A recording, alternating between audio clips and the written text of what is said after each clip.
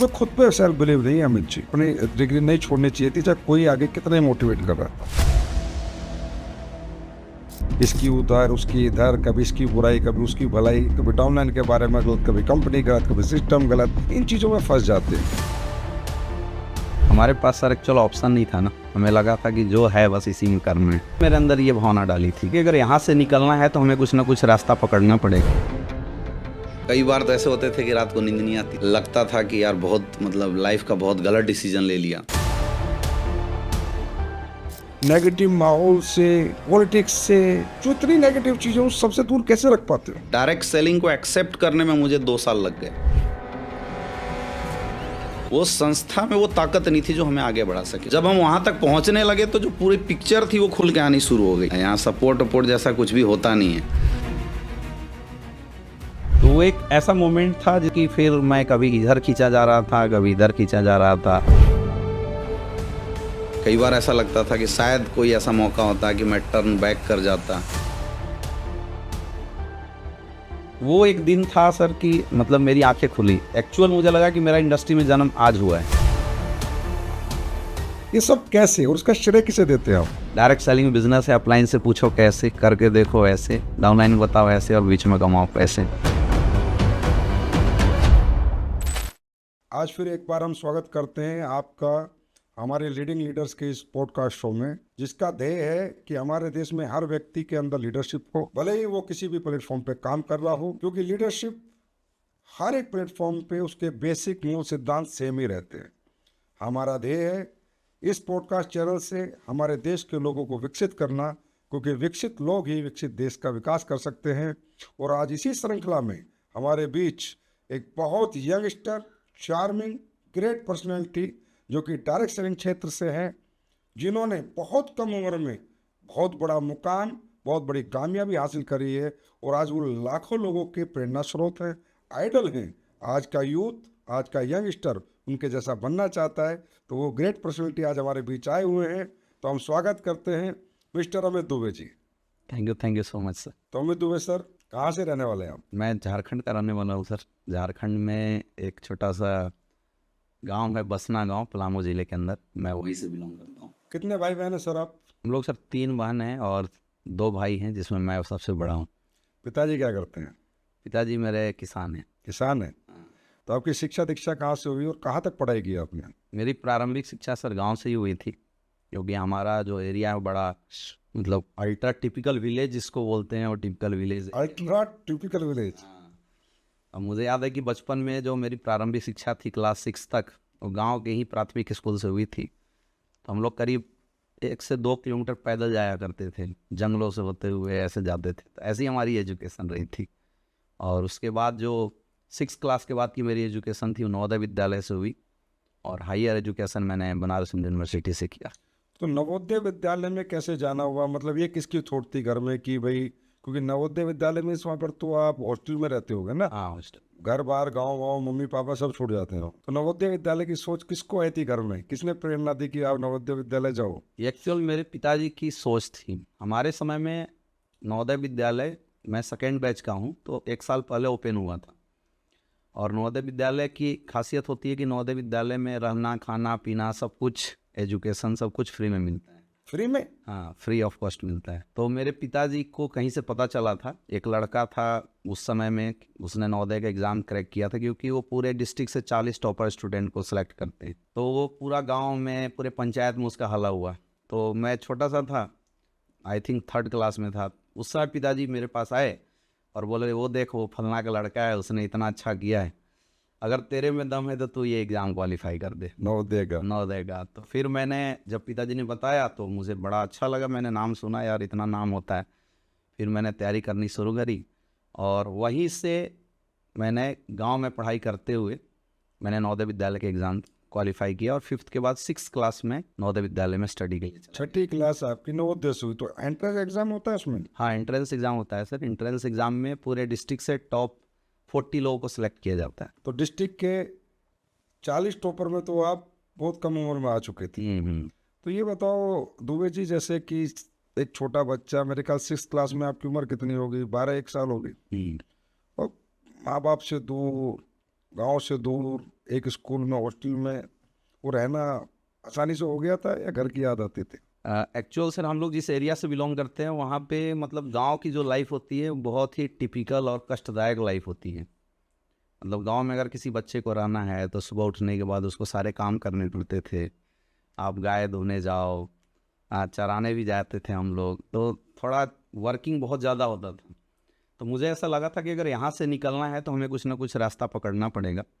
और जब मैं नवोदय विद्यालय में गया तो मुझे गांव के लेवल से थोड़ा बाहर की दुनिया जब देखने को मिला तो कष्ट तो होता था, दुख भी होता था, मम्मी की याद भी आती थी बचपन में, बट मुझे अच्छा लगता था कि नहीं, मुझे लाइफ में आगे बढ़ने का एक मौका मिल गया है। इतनी कम उम्र में मतलब आपके अंदर आगे बढ़ने की, उस उम्र में लोग क्रिकेट खेलते हैं, मजे लेते हैं, इतनी कम उम्र में आगे बढ़ने की सोचती है आप? अब मैं सर कभी मतलब खेल के प्रति ज़्यादा उत्साहित नहीं रहा हूँ, तो उस समय से ही मेरे अंदर था कि पढ़ाई लिखाई करके कुछ करना है। कि बचपन में ऐसी सोच कि पढ़ाई लिखाई करके कुछ करना है, ये कोई तो प्रेरणा कहीं से तो मिली होगी आपको कि, क्योंकि बहुत कम बच्चे होते हैं जो बचपन से ही अच्छा पढ़ लिख के कुछ बनना चाहते हैं, नहीं तो बच्चे तो ज़्यादातर जस्तीखोरी होते हैं। ये प्रेरणा सर मेरे पिताजी से मिली थी। मेरे पिताजी 5 भाई थे और मेरे पिताजी इकलौते ऐसे थे जिन्होंने क्वालिफिकेशन होने के बावजूद भी नौकरी जॉब नहीं किया, क्योंकि परिवार के 5 लोग थे तो पहले ज़माने में ऐसा होता था कि 4 कमाएगा, एक को खींच के आगे निकाल देगा।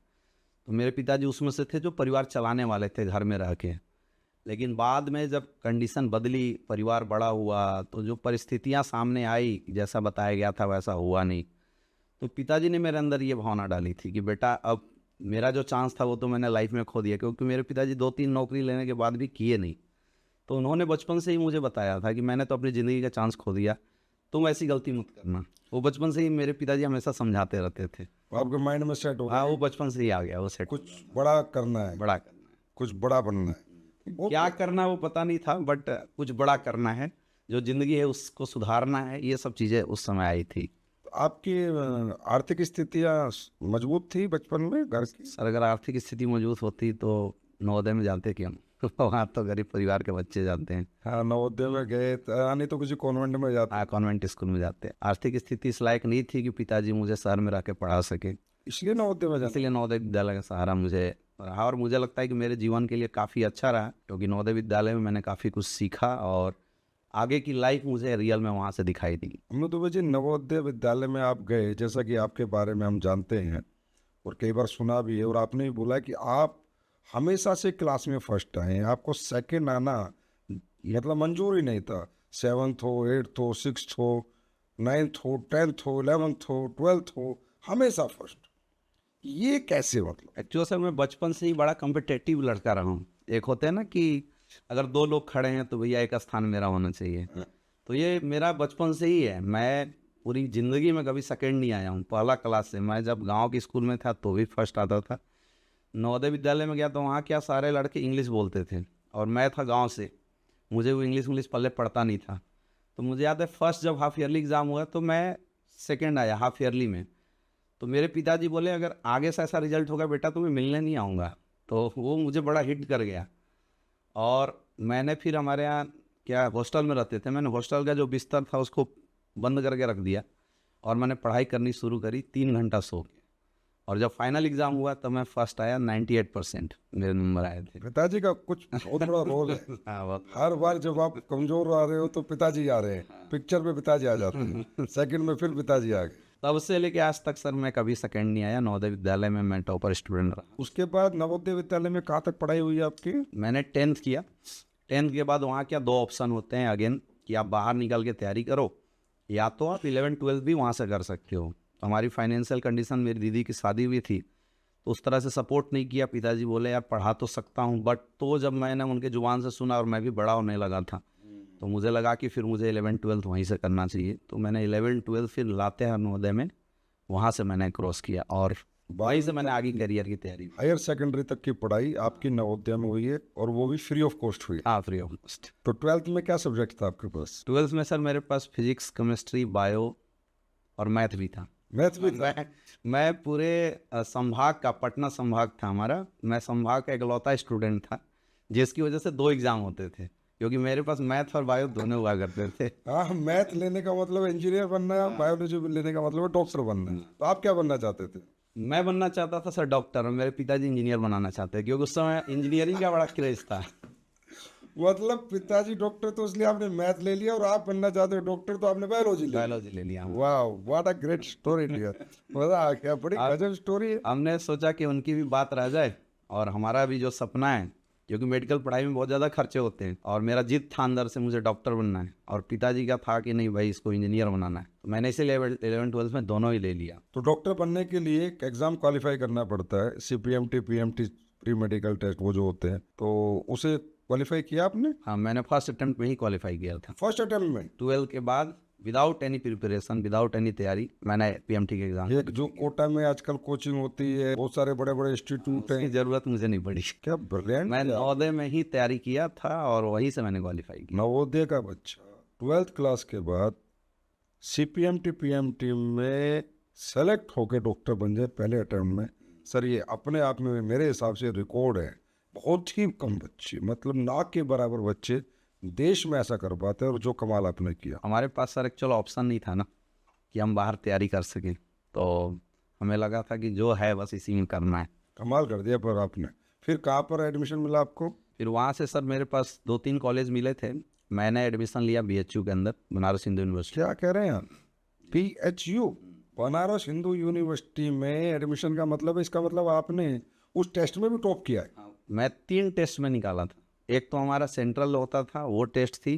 दूसरा हमारा होता था जिसमें RMCH मिलता था, और तीसरा था BHU का। ये तीनों टेस्ट मैंने क्वालिफाई किया। BHU में एडमिशन मिलना तो अपने आप में ड्रीम है। और वो भी सर BHU इसलिए सेलेक्ट किया क्योंकि BHU में जो पढ़ाई होता है फ्री ऑफ कॉस्ट होता है, वहाँ ज़्यादा पैसे नहीं लगते।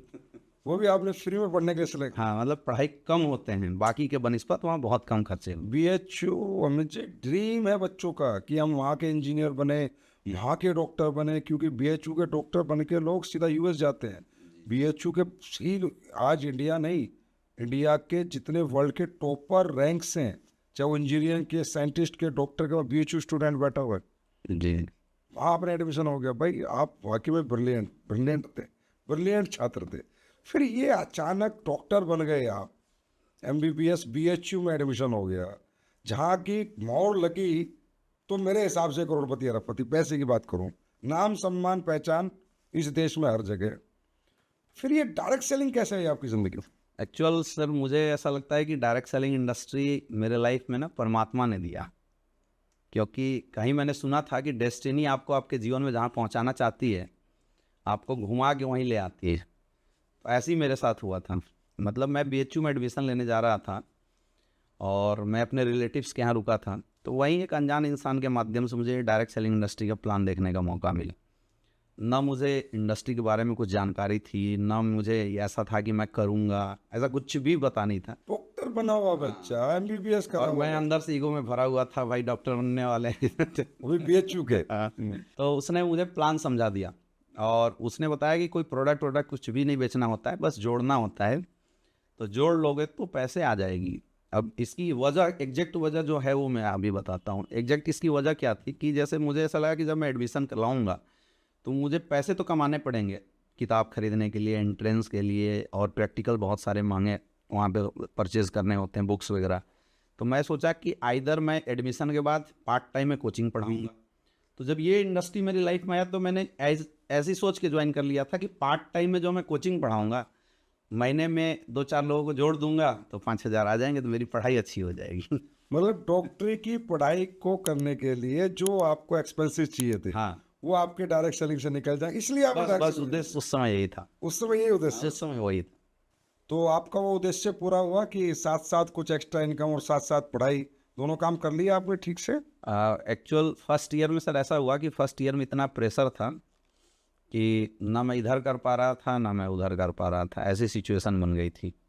फिर धीरे धीरे इंडस्ट्री समझ में आने लगी, और इस इंडस्ट्री में क्या हुआ कि मैं एक शो में चला गया मेरठ के अंदर, और वहाँ मैंने जब शो देखा, छुट्टी में गया था, तो वहाँ मैंने देखा कि एक ऐसी बंदा है आर्मी का आया हुआ था, उसको वो जो इज्जत मान सम्मान ऐसा मिल रहा था, तो मैंने देखा तो मेरा फ्यूज़ उड़ गया। मैं बोला यार मैं डॉक्टर बनने वाला हूँ, इतनी बड़ी इज्जत, रिस्पेक्ट, मान सम्मान क्या है, हमें तो नहीं मिलता। और ये एक आर्मी के पर्सन है, इनको रिसीव करने के लिए मैंने देखा 150-200 लोग आए हैं, मैं उनके पास जाके फ़ोटो तक नहीं खिंचवा पाया। तो वो एक ऐसा मोमेंट था जिसने मतलब थोड़ा सा मुझे इस इंडस्ट्री के प्रति ज़्यादा जो मेरी जो झुकाव थी उसको बढ़ाया इस इंडस्ट्री के प्रति। और वो समय फिर ऐसा आया कि फिर मैं कभी इधर खींचा जा रहा था, कभी इधर खींचा जा रहा था। ऐसा लग पढ़ाई में बिजी होता तो इंडस्ट्री छूट रही थी, और इंडस्ट्री में आता तो ये पढ़ाई छूट रही थी। हाँ, ऐसी सिचुएशन उस समय मैंने फेस करना शुरू कर दिया था फर्स्ट ईयर के अंदर। ये सेकंड ईयर? फिर सेकंड ईयर में तो कंडीशन ऐसा बन गया कि मेरा डायरेक्ट सेलिंग के प्रति झुकाव ज़्यादा होने लगा। और उसकी एक और दूसरी वजह बनी कि पार्ट टाइम में ही काम करने से बहुत सारे ऐसे लोग थे जिन्होंने मेरे साथ करियर लगा दिया। कई मेरे फ्रेंड थे मेचू के अंदर, अलग संभाग के फ्रेंड थे, उन लोगों को मैंने बिजनेस के अंदर ले आया और उन्होंने मेरे से सवाल पूछा कि यार क्या वाकई में इसमें करियर है? तो मैंने जो जो उसमें बोल दिया हाँ जी बहुत बड़ा करियर। तो वो पढ़ाई छोड़ के आ गए। कई ऐसे लोग थे जो आर्मी में जॉब करते थे, उन्होंने मेरे से बोला कि क्या इसमें करियर है? तो मैंने बोला हाँ करियर है। तो वो सरकारी नौकरी छोड़ के आ गए मेरे कहने पे। तो ये एक ऐसा पॉइंट था जिसने मतलब मुझे ये सोचने के लिए मजबूर किया कि अब एक तो हम खुद की करियर देखें, या ये इतने सारे लोगों की गलती से जो मैंने करियर लगवा दी है। क्योंकि दैट टाइम मैं इंडस्ट्री के बारे में बहुत ज़्यादा नहीं जानता था, बहुत गहराई भी नहीं जानता। दूसरा साल था आपका? हाँ, तो सेकेंड ईयर में, और बहुत इसको डीपली मेरे पास नॉलेज नहीं थी, मैं सीख रहा था दैट टाइम। लेकिन जब लोगों ने, इतने सारे लोगों ने करियर लगा दिया, तब मुझे एक चीज़ महसूस हुआ कि शायद ऊपर वाले ने मेरी नियति कुछ और लिखी है। उन लोगों की वजह फिर मैं इधर फोकस करना शुरू किया इस इंडस्ट्री के अंदर। डॉक्टरी की पढ़ाई कम, हाँ, डायरेक्ट सेलिंग ज्यादा। इधर फोकस करना। डॉक्टरी की पढ़ाई चल रही थी या बिल्कुल बंद हो चुकी थी? चल रही थी, बट सेकेंड ईयर में फिर मुझे स्विच करना पड़ा। तीसरा साल? सेकेंड ईयर में ही स्विच करना पड़ा। सेकंड ईयर में आपने बीएचयू की मिली हुई एमबीबीएस की डिग्री छोड़ के डायरेक्ट सेलिंग में करियर लगा दिया? हाँ, डायरेक्ट सेलिंग में करियर लगा दिया। और चूँकि मेरे घर वालों को पता नहीं चलना चाहिए, इसलिए मैंने वहाँ पे फिर ग्रेजुएशन में एडमिशन लिया कि मैं पीजी डॉक्टरेट कर लूँगा ताकि घर वालों को पता नहीं चलेगा। मैंने घर वालों को बताया भी नहीं। अच्छा, मेरे पिताजी जब आते थे मिलने तो सोचते थे 5 साल में बेटा एमबीबीएस करेगा, और मैं डायरेक्ट सेलिंग की तरफ शिफ्ट हो गया। मैं डायरेक्ट सेलिंग को ध्यान देने लगा, सीखना शुरू कर दिया, काम करना शुरू कर दिए। ऐसी ही कहानी थी ये शुरुआती दौर। शुरू में तो बड़ी प्रॉब्लम आई होगी, नया फील्ड, नए तौर तरीके डायरेक्ट सेलिंग के, तो नए सब्जेक्ट्स। जो तो आप ब्रिलियंट स्टूडेंट थे तो जल्दी ग्रैब कर गए होगे आप। नहीं, मुझे बहुत दिक्कत हुई सर। डायरेक्ट सेलिंग को एक्सेप्ट करने में मुझे 2 साल लग गए। और हाल की मैंने कैरियर लगाई थी, फिर भी ये इंडस्ट्री मुझे एक्सेप्ट करने में बड़ा टाइम लगा, क्योंकि मैंने कैरियर कुछ और चूज़ किया था। मैं वो पढ़ाई कर रहा था, बट जब यहाँ इस इंडस्ट्री को देखा तो हमने तो सुपरफिशियल देखा था, इंटरनली देखा नहीं था। तो मैंने अपनी कैरियर स्विच तो कर ली थी, बट जब आने के बाद इसमें प्रॉब्लम आनी शुरू हुई, दिक्कत आनी शुरू हुई। अच्छा, मैं एक ऐसा लीडर था जो विदाउट अपलाइन काम कर रहा था। मुझे मेरा अपलाइन 4 साल बाद मिला डायरेक्ट सेलिंग में। कैसी बात कर रहे हो आप? आपका अपलाइन नहीं था कोई? ना, कोई अपलाइन नहीं था मेरे पास। मेरा अपलाइन 4 साल बाद मिला, 2015 में मेरे पास आया। वैसे बस फोन वाला अपलाइन था मेरे पास। तो मतलब जब उसने देखा होगा आप अच्छा बिजनेस दे रहे हो तब ढूंढा होगा यहाँ कौन तब है? ढूंढ के आए थे, तब बिल्कुल ढूंढ के आए थे।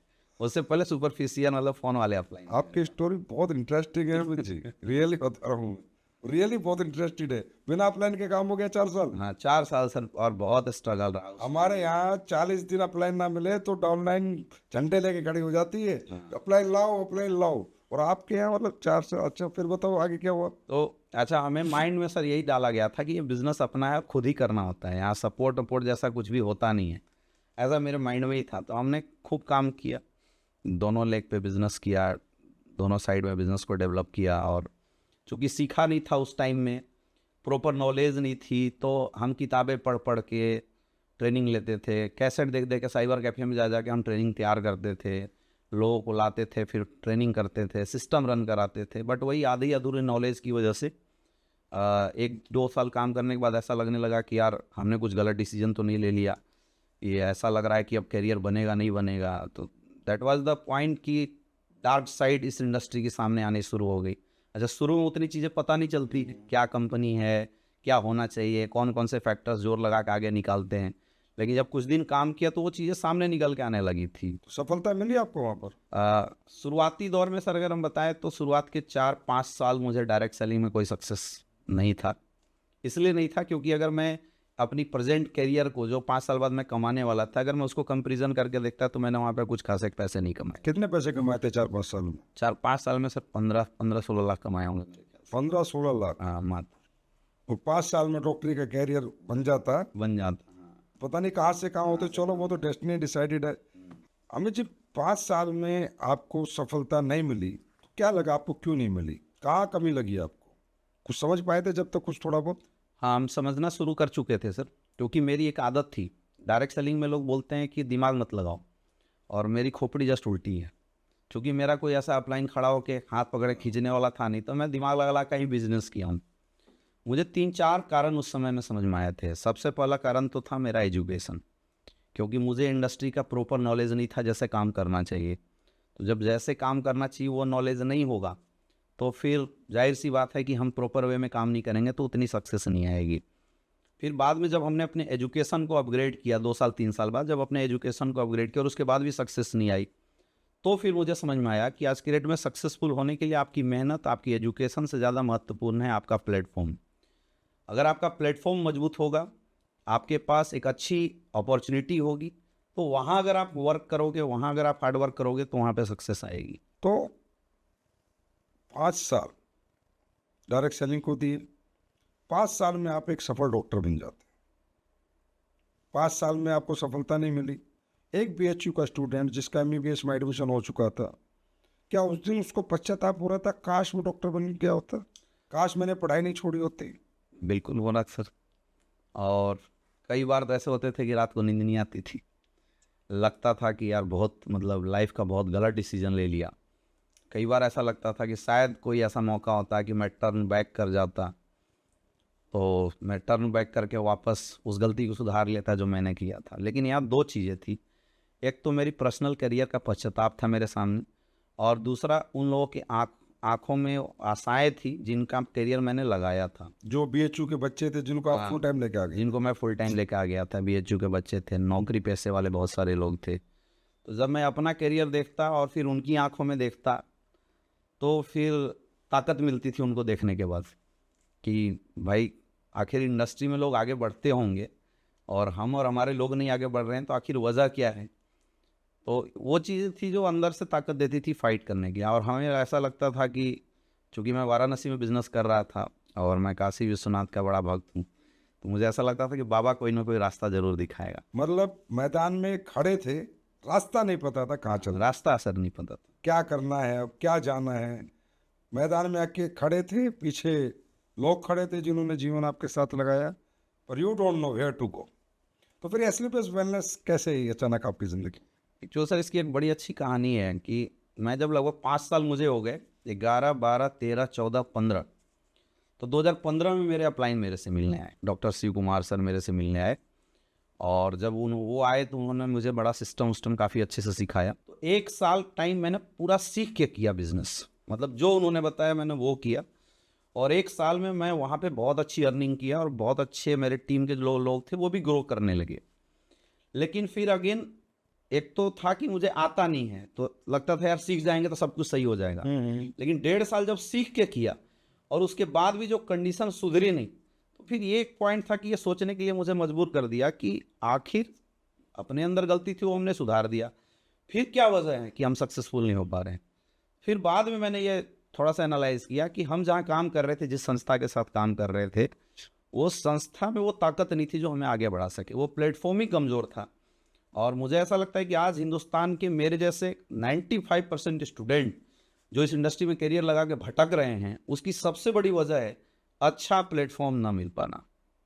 अच्छे प्लेटफॉर्म ना मिल पाने की वजह से मेहनत करने के बाद भी लोग सक्सेसफुल नहीं हो पा रहे।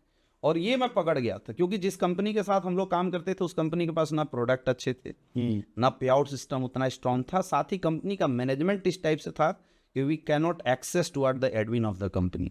तो ये चीज़ें मुझे गैप समझ में आने लगा धीरे धीरे। अच्छा, जब हम लोग छोटे लेवल पे थे तो हम कभी भी कंपनी के सीनियर लेवल को कभी भी पकड़ नहीं पा रहे थे कि क्या हो रहा है नहीं हो रहा है। बट जब 4 साल 5 साल बाद हमारी भी पोजीशन अच्छी हुई, तो जब हम वहाँ तक पहुँचने लगे तो जो पूरी पिक्चर थी वो खुल के आनी शुरू हो गई। क्योंकि पहले एक उम्मीद थी कि सही कर देंगे लोग, लेकिन बाद में वहाँ पहुँचने के बाद पता चला कि ये तो पिछले 20 साल से संस्था ही ऐसी चला रहे हैं लोग। वो तो आपका सही मायने में आपका फर्स्ट एक्सपीरियंस था, कोई पास्ट में पहले रहा नहीं। एक नया बच्चा, नया यंगस्टर आया, उसको क्या पता कैसे प्रोडक्ट होते हैं, कैसा पे आउट होता है, क्या सिस्टम, उसके लिए तो ये बहुत बड़ी अपॉर्चुनिटी थी। 2015 में सर मैं पीजी डॉक्टरेट के लिए एडमिशन ले रहा था। पीजी और डॉक्टरेट साथ में होता है। अच्छा, फिर दोबारा बीएचयू में ले लिया आपने? एक्चुअली तो मैं कर रहा ग्रेजुएशन साथ में कर रहा था पार्ट टाइम में ना। मैंने जब एमबीबीएस छोड़ा तो मैं ग्रेजुएशन में एडमिशन लिया। तो 2015 में क्या था कि ग्रेजुएशन कंप्लीट हुआ मेरा, तो पीजी डॉक्टरेट के लिए मैं एडमिशन लिया, पीजी प्लस डॉक्टरेट, पीएचडी की डिग्री के लिए। तो उस समय मेरा एक तो ऐसा मिजाज हो गया इतने दिन काम करने के बाद कि अब मैं सब छोड़ के पढ़ाई कर लूँ, प्रोफेसर कम से कम बन जाऊँ, ऐसी सिचुएशन थी। फिर मैंने अपलाइन के साथ डिस्कशन किया और जो हमारे लोग थे उनके साथ डिस्कशन किया। तो डिस्कशन में यही समझ में आया कि हम लोग फेल सिर्फ इसलिए हो रहे हैं क्योंकि हमारे पास प्लेटफॉर्म मजबूत नहीं है। और मुझे ऐसा लगता है कि मैं सर एक ऐसा डाउनलाइन था जिसने अपलाइन को सामने से जाके बोला था कि सर हम जहाँ काम कर रहे हैं वो सही सिस्टम नहीं है। अच्छा, अगर हमें हमारे लोगों की करियर बनानी है तो कुछ अलग देखना पड़ेगा, नहीं तो हमें आदेश करें हम चलते हैं वापस अपनी पढ़ाई में। ये कंडीशन हमारे पास आई थी आप एनालाइज कर चुके थे, हाँ, एनालाइज सर कर चुके। जज कर चुके थे कि मैं 5 साल में सफल क्यों नहीं हुआ, बिल्कुल। इतना ब्रिलियंट स्टूडेंट होने के बावजूद, जो हमेशा से टॉपर था, और आपने अपने अपलाइन को जाके बोला भैया दूसरी कहीं चलो। फिर क्या हुआ? फिर मेरे अपलाइन ने बोला देखते हैं, सुनते हैं, क्योंकि सर भी अच्छे लेवल पे थे वहाँ पे। और मैं बार बार प्रेशर देने लगा और फिर नियति ऐसी बनी कि फिर हमारी मुलाकात महिपाल सर से हुई सन 2016 में। अच्छा, उसके बाद तो कहानी बदल गया। क्या हुआ फिर, बताओ, थोड़ा बताओ। 2016 में सर जब हम लोग ये सिचुएशन बना रहे थे तो क्या था कि महिपाल सर करीब 6 महीना पहले एसलीपीएस वेलनेस के साथ काम करना शुरू कर चुके थे और सर हमारे अपलाइन हुआ करते थे वहाँ पे। तो हमने सर को उस समय रिजेक्ट कर दिया था क्योंकि हमें लगा कि हम बिज़नेस अब बढ़िया सीख गए हैं, कर लेंगे। लेकिन वो बोलते हैं कि बाप का कमी तब समझ में आता है जब बेटा अकेले खड़ा हो जाए। तो वो हमें महसूस होना शुरू हो गया था 6 महीने के अंदर कि क्या सही है क्या गलत है। और जब हमने देखा कि हमसे कमज़ोर लोग, जो हमसे कम टैलेंटेड थे, जो हमसे कम अच्छे स्पीकर थे, जिनकी ट्रेनिंग मीटिंग उतनी स्ट्रांग नहीं थी, वो एसलीपीएस में आने के बाद बहुत अच्छा ग्रो करने लगे थे। और हम लोग इतना सब कुछ होने के बाद भी उनके आधे भी नहीं पहुंच रहे थे। तो एक तो होता है कि मैं जहाँ काम कर रहा हूँ वो सही नहीं है, अब दूसरा मैं जहाँ जाने वाला हूँ क्या वो सही है, ये सेकेंड डिसीजन होता है। तो ये जो पॉइंट हमने देखा तो ये पॉइंट ये सोचने के लिए मजबूर किया कि हाँ ये एक रास्ता है, चलो देखते हैं। फिर बैठ के हमने एसलीपीएस वेलनेस का प्लान देखा और यहाँ पे मैंने 3-4 चीज़ें सर शुरुआती दौर में देखी थी, क्योंकि शुरुआती दौर में हमारी आपसे मुलाकात नहीं हुई थी, सर से ही आए थे। तो मैंने डायरेक्ट सेलिंग की जो 5 चीज़ें होती है उसको देखा था कि कंपनी के प्रोडक्ट कैसे हैं, क्योंकि हमें ऐसा लगता था कि भाई बिजनेस है तो प्रोडक्ट के दम पे ही होगा। दूसरा हमने देखा कंपनी का पे आउट सिस्टम कैसा है, और तीसरा मोस्ट इंपॉर्टेंट जिससे मैं सबसे ज़्यादा पीड़ित हुआ, कंपनी का एजुकेशन सिस्टम कैसा है। और ये 3 चीज़ें मुझे अच्छी लगी तो फिर मुझे लगा कि अगर प्रोडक्ट अच्छा है, पे आउट अच्छा है, एजुकेशन सिस्टम अच्छा है, अपलाइन दमदार है, तो खुद जोर लगा देंगे तो करियर बन जाएगा। उस टाइम पे हमने डिसीजन लिया कि हम लोग अब एसलीपीएस वेलनेस के साथ अपने लोगों के साथ करियर बनाएंगे। ये मैंने स्वतः डिसीजन बनाया था और फिर टीम के साथ हमने डिस्कशन किया। तो अमित दुबे जी, जैसे आपका पिछले 5 साल का पुरानी कंपनी जो भी थी आपकी, उसमें एक बैड एक्सपीरियंस रहा, एक बड़ा फेलियर रहा, एक बना हुआ डॉक्टर आज जीरो हो गया एक तरह से, दोबारा वो कुछ सोच रहा था प्रोफेसर बनने के लिए। तो एसलीपीएस में वो नेगेटिविटी भी कहीं ना कहीं थोड़ी बहुत थी। तो बैड एक्सपीरियंस, फेलियर, वो नेगेटिव एक्सपीरियंस लेकर आप एसलीपीएस में आए, तो यहाँ आते ही पॉजिटिव हो गए थे या कुछ समय लगा था? समय लगा था सर। मेरा तो कहानी ऐसा है कि भगवान हमेशा मेरा एग्ज़ाम लेता है।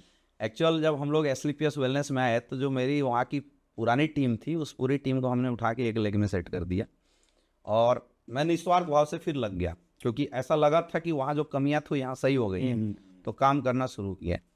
और शुरुआत के 3 महीने में मेरी कोई ग्रोथ ही नहीं हुई, ना मेरे चेक बन रहे थे और जो मेरे लोग थे वो मुझे छोड़ नहीं रहे थे, क्योंकि मैं ही एक लौता माध्यम था उस समय लोगों के द्वारा। तो शुरुआत के 3 महीने में तो मतलब ऐसा काम कर करके ऐसा थक गया कि लगा यार यहाँ भी वही कहानी तो नहीं हो जाएगी दोबारा। अच्छा, वो सिचुएशन बनी थी। और मुझे अभी याद है, शायद सर आपको याद होगा नहीं होगा, मुझे याद है कि वाराणसी के अंदर जब आप आए थे तो मैं बड़ा परेशान होके बैठा था आपके साथ, और मैंने फिर ये बताया था कि मैंने इतनी बड़ी कैरियर आपके डायरेक्ट सेलिंग इंडस्ट्री के लिए मैंने इतनी बड़ी करियर छोड़ दी, और यहाँ आने के बाद भी 3 महीने के अंदर कुछ खासे हुआ नहीं। 3 महीने की मेरी कमाई 500-1500 रुपये की थी। तो यहाँ जब कुछ अच्छा नहीं हो रहा था तो फिर मैं बैठा आपके पास, और वो एक दिन था सर कि मतलब मेरी आंखें खुली। एक्चुअल मुझे लगा कि मेरा इंडस्ट्री में जन्म आज हुआ है, क्योंकि बहुत सारी चीज़ें जब पहले से बैड एक्सपीरियंसेस होते हैं ना, तो नई चीज़ों में कुछ कंडीशन जब ख़राब आती है तो इंसान कनेक्ट करता है पुरानी चीज़ों को, और एक डर जो होता है वो हावी होना शुरू हो जाता है। मेरे साथ ऐसा ही कुछ था, डर हावी होने लगा था और ऐसा लगा कि यहाँ भी कुछ खासे होने वाला नहीं है। लेकिन आपके साथ बैठने के बाद मेरा 2 चीज़ तो क्लियर हो गया था। पहला कि हम जिस संस्था के साथ काम कर रहे हैं वो संस्था कभी गलत नहीं हो सकती, और दूसरी चीज़ एक जो आपने बताया था कि बेटा कैरियर बनाने के लिए तुझे खुद ही लड़ना पड़ेगा, और अगर तू एक लेग का सिस्टम डेवलप किया दूसरा भी तुझे करना पड़ेगा। जो हमारी तरफ से होना चाहिए वो है, बाकी तुझे अंदर से जोर लगाना पड़ेगा। मुझे आज भी याद है, मैंने आपको ये कहा था कि सबसे बड़ी मूर्खता तो आपने ये की कि एक बेकार प्लेटफॉर्म के चक्कर में आपने एमबीबीएस छोड़ी। हाँ जी, और मुझे बड़ा अच्छा लगा था सर वो चीज़ जो आपने। कि आपको अपनी डिग्री नहीं छोड़नी चाहिए थी, चाहे कोई आगे कितना ही मोटिवेट कर रहा था। मैंने ये बोला। मेरे 5 साल के करियर में सर पहले आप ऐसे इंसान थे जिन्होंने मुझे ये शब्द बोला था, नहीं तो बाकी लोग तो बोलते थे कि आ जाओ सब ठीक हो जाएगा। दूसरा मैंने ये बोला था कि अभी भी आप एक ब्रिलियंट स्टूडेंट हो, एजुकेटेड हो, टॉपर रहे हो, अभी भी ट्रेन छूटी नहीं है, जाके पढ़ाई करो। अगर आपको खुद पे भरोसा नहीं है, बात कंपनी की है तो कंपनी ऐसे चलेगी, ऐसे रहेगी। ये मेरे वर्ड से ही मेरे कमिटमेंट है, और मैं कौन हूँ या क्या हूँ वो पुराने लोगों से पूछ सकते हो। लेकिन अगर तुम्हें खुद पे सेल्फ बिलीव नहीं है अमित जी, तो आज दोबारा भी अच्छू चलेगा। ये मैंने बोला, मुझे आज भी है। जी जी सर। और वही एक दौर था सर कि फिर मैंने जो पॉजिटिव होकर काम करना शुरू किया, फिर मैं कभी निगेटिव नहीं हुआ, फिर मैंने पलट के नहीं देखा, फिर मैं आंखें बंद करके, वो बोलते हैं घोड़े के साइड से लगा कर जो आगे बढ़ता है, वो सिचुएशन मैंने अपनी क्रिएट करी। Interesting story. अमित सर, जब आप यहाँ आए 5 साल के बाद स्लीपिस वेलनेस में, तो जो पुरानी कंपनी की सारी टीम आ गई थी या नहीं आई थी, या कुछ लोग रह गए थे? मेरी सर सारी टीम आ गई थी। एक्चुअल मेरा क्या था कि चूँकि मैंने वहाँ जब काम किया तो बड़ा दिल से काम किया। मैंने सर डायरेक्ट सेलिंग आज तक कभी अधमने ढंग से काम नहीं किया, तो वहाँ मेरी पूरी टीम मेरी सुनती थी। हाँ, जब हम लोग डिसीजन बना रहे थे तो कुछ ऐसे लोग थे जो थोड़ा छटपटा रहे थे, क्या होगा क्या नहीं होगा। लेकिन हम लोग सर जब बैठे सर के साथ और रात को 3 बजे तक हमारा प्लान चला, और कोई इधर भाग रहा है कोई इधर भाग रहा है, फिर हमने पकड़ पकड़ के एक एक को समझाया और सबको बताया, भाई देख, कैरियर तुम लोगों ने मुझे देख के लगाया ना, तुमने कंपनी देखा है ना हेड ऑफिस देखा है। और मैं आज भी खड़ा हूँ, कैरियर हमें डायरेक्ट सेलिंग में बनाना था, और डायरेक्ट सेलिंग छोड़ के हम लोग कहीं नहीं जा रहे हैं। फिर काफ़ी देर समझाने के बाद फिर मेरी सारी टीम आई, मतलब ऐसा नहीं है कि कोई छूट गया, सारे लोग आ गए थे सुबह। तो यहाँ पर आने के बाद सफलता में देर लगी या फटाक से आ गई? यहाँ आने के बाद भी सर काफ़ी स्ट्रगल रहा। वो बोलते हैं कि सक्सेसफुल होने के लिए आपको अपने कोटे का मेहनत तो करना ही पड़ता है। तो हमें ऐसा लगा कि हमारा जो कोटा था वो पूरा नहीं हुआ था मेहनत का। यहाँ भी सर काफ़ी स्ट्रगल रही, और मैं तो बोलना चाहूँगा कि करीब 1 साल, मतलब 5 साल का वो स्ट्रगल और 1 साल यहाँ, 6 साल का भयंकर स्ट्रगल रहा यहाँ भी आने के बाद। यहाँ बस समय लगा। बट यहाँ नहीं, बस सर स्ट्रगल में मज़ा आ रहा था, फ़र्क ये था। अच्छा, मैं तुम्हें जी एक बात मैं बताना चाहूँगा। मुझे याद है कि आने के बाद 1 साल शायद 2 साल तक फिर भी आप में कुछ किंतु परंतु था, और यह सुनो चलता था, कई चीज़ों को लेके आप बात करते थे। तो कुछ 2 साल हो गए होंगे शायद, उसके बाद कोई बात हुई, और उसके बाद आज तक का वो दिन है कि ना कोई किंतु ना परंतु ना कोई नेगेटिव बात, और उसके बाद जो रॉकेट बनाया अपने बिजनेस को, जो तरक्की की, वो देखने लायक है। क्या बदलाव हो गया था 2 साल बाद कि आज तक आपने फिर वो सब कुछ छोड़ दिया? जब मैं आया था सर तो मेरे दिमाग में ना कंडीशनल नेटवर्किंग चला गया था। कंडीशनल नेटवर्किंग मतलब एक लेग मैं चलाऊंगा, दूसरा लेग अपलाइन चलाएगा। अच्छा। मेरे अंदर एक्सपेक्टेशन बड़ी ओवर भर गई थी। मेरे अपलाइन को ये करना चाहिए, मुझे ये करना चाहिए, मैंने ये कर दिया तो अपलाइन को वो करना चाहिए, ये वाली सिचुएशन मेरे अंदर आई थी। मैं बड़ा इसका शिकार हुआ था, और जब जैसे बाहर में लोगों से मिलता था तो 2-4 लोग और कुछ कुछ बोल देते थे, अब हम लोग उतने मैच्योर उस टाइम में थे नहीं, तो ये चीज़ें दिमाग में भर जाती थी। जैसे मेरे साथ क्या हुआ कि हम आए तो हमारी पूरी टीम एक साइड में आई, तो वो लेग मेरा बहुत अच्छा चल गया। SGO, SO, SO से फिर जब आपसे मुलाकात हुई तो फिर हमने SGO यानी दूसरा लेग को चलाया, तो दूसरा लेग बहुत अच्छा चला गया। मैं SLPS में बन गया था डायमंड। और उस टाइम में ऐसा हुआ कि जो मेरी सबसे अच्छी लेग मानी जाती थी, यानी पुरानी जो मेरी टीम, वो पूरी धाराशायी हो गई। उसमें से कई बंदे इधर उधर भाग गए और जो टीम थी वो होपलेस हो गई, क्योंकि मैंने पूरा फोकस जो है इस साइड में उठा के डाल दिया था। तो मैं बड़ा परेशान हो गया, बोला यार मतलब मेरी लाइफ में ऐसा क्यों हो रहा है। एक था कि दूसरा जो खाता खुला इतनी लेट से खुला, और दूसरा चलने लगा तो ये जो पहला था उसमें ग्रहण लग गया। पहले शुरू में आपका पूरा टीम ग्रुप चला गया SO में, हाँ, ऐसे में चला गया और था। फिर SGO में कुछ नहीं था। हाँ फिर SGO चला गया 20,000 SP, हाँ और यहाँ आ रहे थे आपके 3,000 SP। यही कहानी थी ना? हाँ, वो घट गया सर, वो 2000 SP पे आ गई, 20 सेल पे आ गई थी। 2,000 SP आने लगी, और उधर 20,000 SP। हाँ, उधर 200 150 200 आईडी पे जाने लगा था बिजनेस। तो उस टाइम में फिर लगा यार मतलब क्या गलती क्या हो रही है। अब अच्छा ये क्यों हुआ सर, मैं अपनी गलती मानता हूँ, मुझे बाद में आपसे मुलाकात के बाद एनालाइज हुआ था। क्योंकि शुरुआत में हमें लगा कि जो SAO की टीम है वो मेरी है, तो दूसरे साइड में जब हमने चलाया तो हमने क्या किया, SAO के जो टीम थे हमने अपलाइन के टच में डालने की कोशिश करी। अब चूंकि जो टीम हमने बनाया है तो वो टीम को हमारी भाषा समझ में आती थी, हमारे अपलाइन की भाषा समझ में आती थी, बट वो कनेक्शन वो बन ही नहीं पाया जो मेरे साथ थी। और ये मेरी सबसे बड़ी गलती थी कि मैंने ये किया। और जो इधर की टीम थी, इधर भी मैं अपलाइन की मदद लिया, बट इस टीम को भी मैंने हटा के रखा कि भाई इस टीम की जिम्मेवारी मैं ले लेता हूँ, उधर अपलाइन चलाएगा। और ये मेरा सबसे बड़ा मिस्टेक था, और ये मुझे बाद में रियलाइज हुआ। अब इसकी वजह से जब ये डाउन हो तो मेरे अंदर वो आने लगे, मुझे लगता था कि भाई अपलाइन ने रोल नहीं किया, जबकि ऐसा नहीं, अपलाइन 200 जा रही है इधर से, तो इधर से 20 जा रही है, भाई क्या करूँ सर। और उस समय सर आपको याद नहीं होगा शायद, जब मैं आपसे मिला तो मैंने बोला सर पहले मैंने SAO चलाया, और जब मैंने SGO चलाया तो मैंने मेहनत करके इसको 200 आईडी पे पहुंचा दिया। तो आपने मुझे बोला था कि ये बताइए SGO को 200 आईडी पे तू नहीं पहुंचाया है? मैंने बोला हाँ मैंने ही पहुंचाया। बोला तो फिर ये वाला तुझे क्यों नहीं लगता है तू उठा सकता है? मैं बोला सर ये अपलाइन को चलाना चाहिए था। फिर आपने बोला कि देख तेरे पास 2 ऑप्शन है, एक ऑप्शन तो ये है कि तू निगेटिव हो जा, आज के बाद काम छोड़ दे, तेरा कुछ नहीं होने वाला। दूसरा तू ये सोच ले कि ये दोनों तेरे हैं, चलाना तुझे ही है। तो फिर मैंने बोला सर जब मैं इधर छोड़ता हूँ ना तो ये भी डाउन हो जाता है। बोले कुछ नहीं होगा, 50-20 सेल नीचे आएगा, उससे ज़्यादा कुछ नहीं होगा। और वो मुझे विश्वास नहीं था ऐसा होगा, मुझे लगा था ख़त्म हो जाएगा। फिर आपने बताया कि थोड़ा डाउन होगा लेकिन तू एडजस्ट कर लेना। और उसके बाद सर जो कंडीशनल नेटवर्किंग लोग करते हैं वो मैं भी उसका शिकार हूँ। कंडीशनल नेटवर्किंग मैंने छोड़ा, मैंने अपलाइन के प्रति सच्ची समर्पण डाल दी। मुझे लगा अपलाइन जो करता है बढ़िया है और वो मेरे लिए उतना ही काफ़ी है, वो सोच मैंने डाला। और उसके बाद मैंने काम करना शुरू किया दोनों साइड में। और मैं उसके बाद बता रहा हूँ सर, मेरी जो रफ्तार बनी इस बिज़नेस के अंदर, जो फास्ट मेरी स्पीड चली, उसके बाद मुझे खुद मज़ा आने लगा, खुद मुझे अच्छा लगने लगा। फिर निगेटिविटी कभी नहीं आई। 20 सेल से और 150 होने में मात्र 4-5 महीने हाँ, लगे। 5 महीने के अंदर से 150 आईडी पे 5 महीने लगे थे, मात्र 5 महीने। उसके बाद तो आपकी मतलब ये बात हर एक व्यक्ति को समझनी चाहिए कि हमारी ऑर्गेनाइजेशन जो दोनों हमारी हो, हमारा कंट्रोल हो, हमारी मॉनिटरिंग हो, हमारी रिपोर्टिंग हो, हमारा दिया हुआ कल्चर वो फॉलो करे, हमारे दिए हुए संस्कार वो फॉलो करें, हमारे अनुसार वो लोग चलें, हम उन्हें मैनेज करें। अपलाइन के पास एक और लैग है, उधर देखेगा, मेरे पास तो ये दोनों लैग है, अपलाइन उधर भी मैनेज कर रहा है। और कमाल की बात सर, जब मैंने मतलब कंडीशनल डायरेक्ट सेलिंग छोड़ा तो मुझे ऐसा फील हुआ कि अपलाइन का जो रोल होना चाहिए और बढ़ गया। पहले क्या हमें लगता था कि अपलाइन का जो रोल हो रहा है कम हो रहा है, लेकिन जैसे मैंने एक्सेप्ट किया, मतलब समर्पित किया, मुझे ऐसा फील होने लगा कि यार अपलाइन का रोल तो अपने आप बढ़ गया। कई बार ऐसा मतलब कई लोगों के साथ होता है जो पकड़ के बैठे रहते हैं कि ये अपलाइन करेगा, वो मैं करूँगा। इस कंडीशन में अपलाइन भी डिप्रेशन में आके कम परफॉर्मेंस करने लगता है। और मुझे तो उसके बाद इतनी खुशी हुई, इतना अच्छा ग्रोथ हुआ सर आज आपके सामने।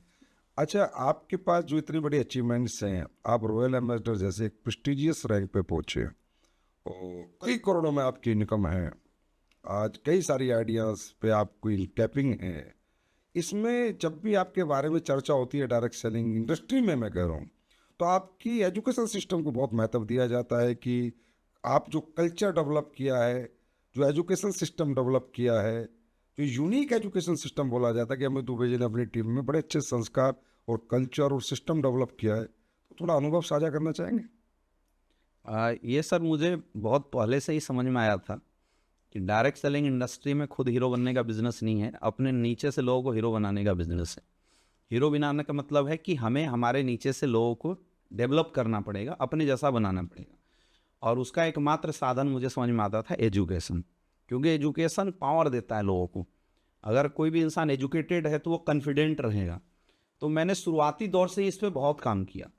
मतलब मैं ये कभी नहीं सोचने गया कि कोई ऊपर से लाके मेरी ट्रेनिंग करेगा, मीटिंग करेगा। आज डायरेक्ट सेलिंग में लोगों को सक्सेसफुल होने के लिए लोगों के अंदर 3-4 क्वालिटी होना चाहिए। पहला प्लानर होना चाहिए, दूसरा उसको ट्रेनर होना चाहिए, तीसरा मोटिवेटर होना चाहिए और चौथा एक अच्छा काउंसिलर होना चाहिए, मॉनिटरशिप उसको आनी चाहिए। तो मैंने कोशिश किया कि अगर ये चारों क्वालिटी मैं ही अपनी टीम को सिखा देता हूँ तो फिर मेरी टीम मेरी कॉपी बन जाएगी। और जब मेरी टीम मेरी कॉपी बन जाएगी तो मैं न होके भी कई जगह खड़ा रहूँगा। इसलिए सर मैंने शुरुआती दौर से ही एजुकेशन में बहुत फोकस किया। मतलब ये कह सकते हैं आपने पूरी टीम को अपनी भरा हुआ पेपर फोटो स्टेट करके दिया। हाँ, मैंने सर ये कोशिश किया। आप कितना हो पाया वो तो वो कहने कहावत है ना कि खाली पेपर की फोटो स्टेट करोगे तो खाली निकलेगा और भरे हुए की करोगे तो भरा हुआ निकलेगा। हाँ। तो आप एक भरा हुआ पेपर थे, खुद पहले एजुकेट किया खुद को और फिर आपने एक एजुकेशन सिस्टम डेवलप कर जी वही आज आपकी इतनी बड़ी अचीवमेंट का कारण है। सर आज एसलीपीएस वेलनेस में सबसे ज़्यादा डायमंड्स लीडर आपके पास हैं, diamond leaders and above. Luxury car भी आप ही के ग्रुप में है, अचीवमेंट्स भी आप ही के ग्रुप में है, यंगस्टर्स भी सबसे ज़्यादा अचीवर आप ही के ग्रुप में है। ये सब कैसे और उसका श्रेय किसे देते हैं आप? सर, एसलीपीएस वेलनेस तो एक ऐसी संस्था जहाँ पे अचीवरों की लाइन लगी हुई है। हाँ, कुछ अच्छे ग्रुप को लीड करने का मुझे सौभाग्य मिला है। आज हमारी टीम में लगभग 120 से ज़्यादा लोग डायमंड हैं और लगभग 80 से ज़्यादा लोग करोड़पति एंड एबव ग्रुप में हैं। अगर मैं इसका श्रेय किसी को देना चाहूँगा तो मैं बोलूँगा मेरा तो इसमें कोई रोल नहीं है। डायरेक्ट सेलिंग बिजनेस है, अपलाइन से पूछो कैसे, करके देखो ऐसे, डाउनलाइन बताओ ऐसे और बीच में कमाओ पैसे। मैंने सर हमेशा वही किया। मैंने हमेशा आप लोगों से सर गाइडलाइन लिया, अपने सीनियर लीडर्स से मैंने गाइडलाइन लिया और जैसा बताया गया मैंने सिर्फ 100% फॉलो करवाया। आपको याद है कि मैं हर 4 महीने बाद सर आपके पास बैठता हूँ और आप जो बोलते हैं, जो प्लानिंग लिख के देते हैं, मैं सेम हूबहू अपनी टीम में फॉलो करवाता है। शुरू से ही, आज से नहीं, मतलब 2016 से हम लोग काम शुरू किए। 3 महीने बाद सर हमारी पहली मुलाकात थी और करीब 6 महीना बाद ऑफिशियली मुझे आपके साथ कनेक्ट होने का मौका मिला। तो आपने जो आज तक मुझे गाइडलाइन दिया सर, मैंने वही किया। मेरे upline Shri Kumar sir, Mahipal sir ने मुझे जो बताया मैंने वही किया है। तो इसमें रोल हमारा नहीं है, हम तो मात्र एक नाम है। इसमें रोल हमारे ग्रेट अपलाइंस का है और हमारी जो टीम है उन्होंने मुझे बहुत अच्छे से फॉलो किया। जब जब ट्रेनिंग की बात थी वो लोग सामने आए, जब जब वर्किंग स्ट्रेटजी की बात थी जो हमने बना के दिया लोगों ने फॉलो किया। मैं तो भाई आपको एक बात बताता हूँ, मेरा 18 साल का इस इंडस्ट्री का एक्सपीरियंस है। 18 साल में मैं एक पहला व्यक्तित्व ऐसा देख रहा हूँ इतनी कम उम्र का, क्योंकि आपकी अभी अंडर 30 एज है, जो इतने बड़े रैंक पे आने के बाद, इतना बड़ा अचीवर बनने के बाद उसमें तनिक भी ईगो नहीं आया, घमंड नहीं आया। नहीं तो हमारे यहाँ पर ना जो ओवर 35 उनको कभी घमंड नहीं आता क्योंकि वो धक्के खा के आए हैं। लेकिन जो 20 से 28-30 साल के बच्चे तो ऐसे सोचते हैं कि इन्होंने पूरी कंपनी उठा रखी है, इन्होंने अप्लाइन का सिस्टम चला रखा है, इनकी वजह से दुनिया चल रही है और ये हट जाएंगे तो सब खत्म हो जाएगा। इस लेवल का घमंड आ जाता है। हमें बहुत काउंसलिंग करनी पड़ती है, बच्चा बच्चा बैठ के समझाना पड़ता है, बेटा ऐसे मत करो, तुमने नई उम्र में तरक्की प्राप्त कर ली है, बर्बाद हो जाओगे। आप अपने आप को कैसे इन चीज़ों से, नेगेटिव माहौल से, पॉलिटिक्स से, घमंड, मतलब जो इतनी नेगेटिव चीज़ें उस सबसे दूर कैसे रख पाते हो? घमंड सर उनको आता होगा जो धक्के नहीं खाए हैं। मैं तो सिर्फ एक ही चीज़ सोचता हूँ कि अगर मेरे में बहुत कुछ होता तो 5 साल में धक्के क्यों खा रहा था। और मैं बोलता हूँ कि मैं अगर बहुत बेकार होता तो यहाँ 7-8 साल में इतनी बड़ी अचीवमेंट क्यों आई। हर चीज़ों का एक रोल होता है। अगर हम लोग आज यहाँ पे बड़ी ग्रोथ किए हैं, इसमें सिर्फ मेरा रोल नहीं, और हम बोलते हैं कि हमारा तो रोल वो 10% का है। हाँ, यहाँ पे रोल किसने किया? अच्छे प्रोडक्ट ने किया, अच्छे पे आउट ने किया, अच्छी एजुकेशन सिस्टम ने किया, अपलाइनों की मेंटरशिप ने रोल करी। हमने तो 10% का काम किया। तो जब 90% काम कोई और कर रहा है, हम सिर्फ 10% अपना रोल कर रहे हैं, उसके बाद जब अचीवमेंट आ रही है तो सर घमंड आने का तो सवाल ही नहीं है। इसलिए मुझे कभी ऐसा नहीं लगा कि मैंने बहुत बड़ा मतलब कुछ कर लिया है, क्योंकि पास्ट को जब मैं देखता हूँ तो मैं समझ में आ जाता है कि बेटा तू कुछ नहीं है, ये माहौल, ये इकोसिस्टम अच्छा बना, इसलिए कुछ हो गया। हाँ, उसमें जो अपना एक छोटा सा रोल हो तो सबको कंट्रीब्यूट करना पड़ता है, लेकिन जो 90% काम है वो इकोसिस्टम ने किया, बाकी चीज़ों ने किया। तो सर मुझे नहीं लगता है कि इसमें फिर घमंड जैसी कोई बात आएगी। फ्यूचर में आएगा घमंड? सर कभी नहीं आएगा, ऐसे ही रहोगे? ऐसे ही रहेंगे।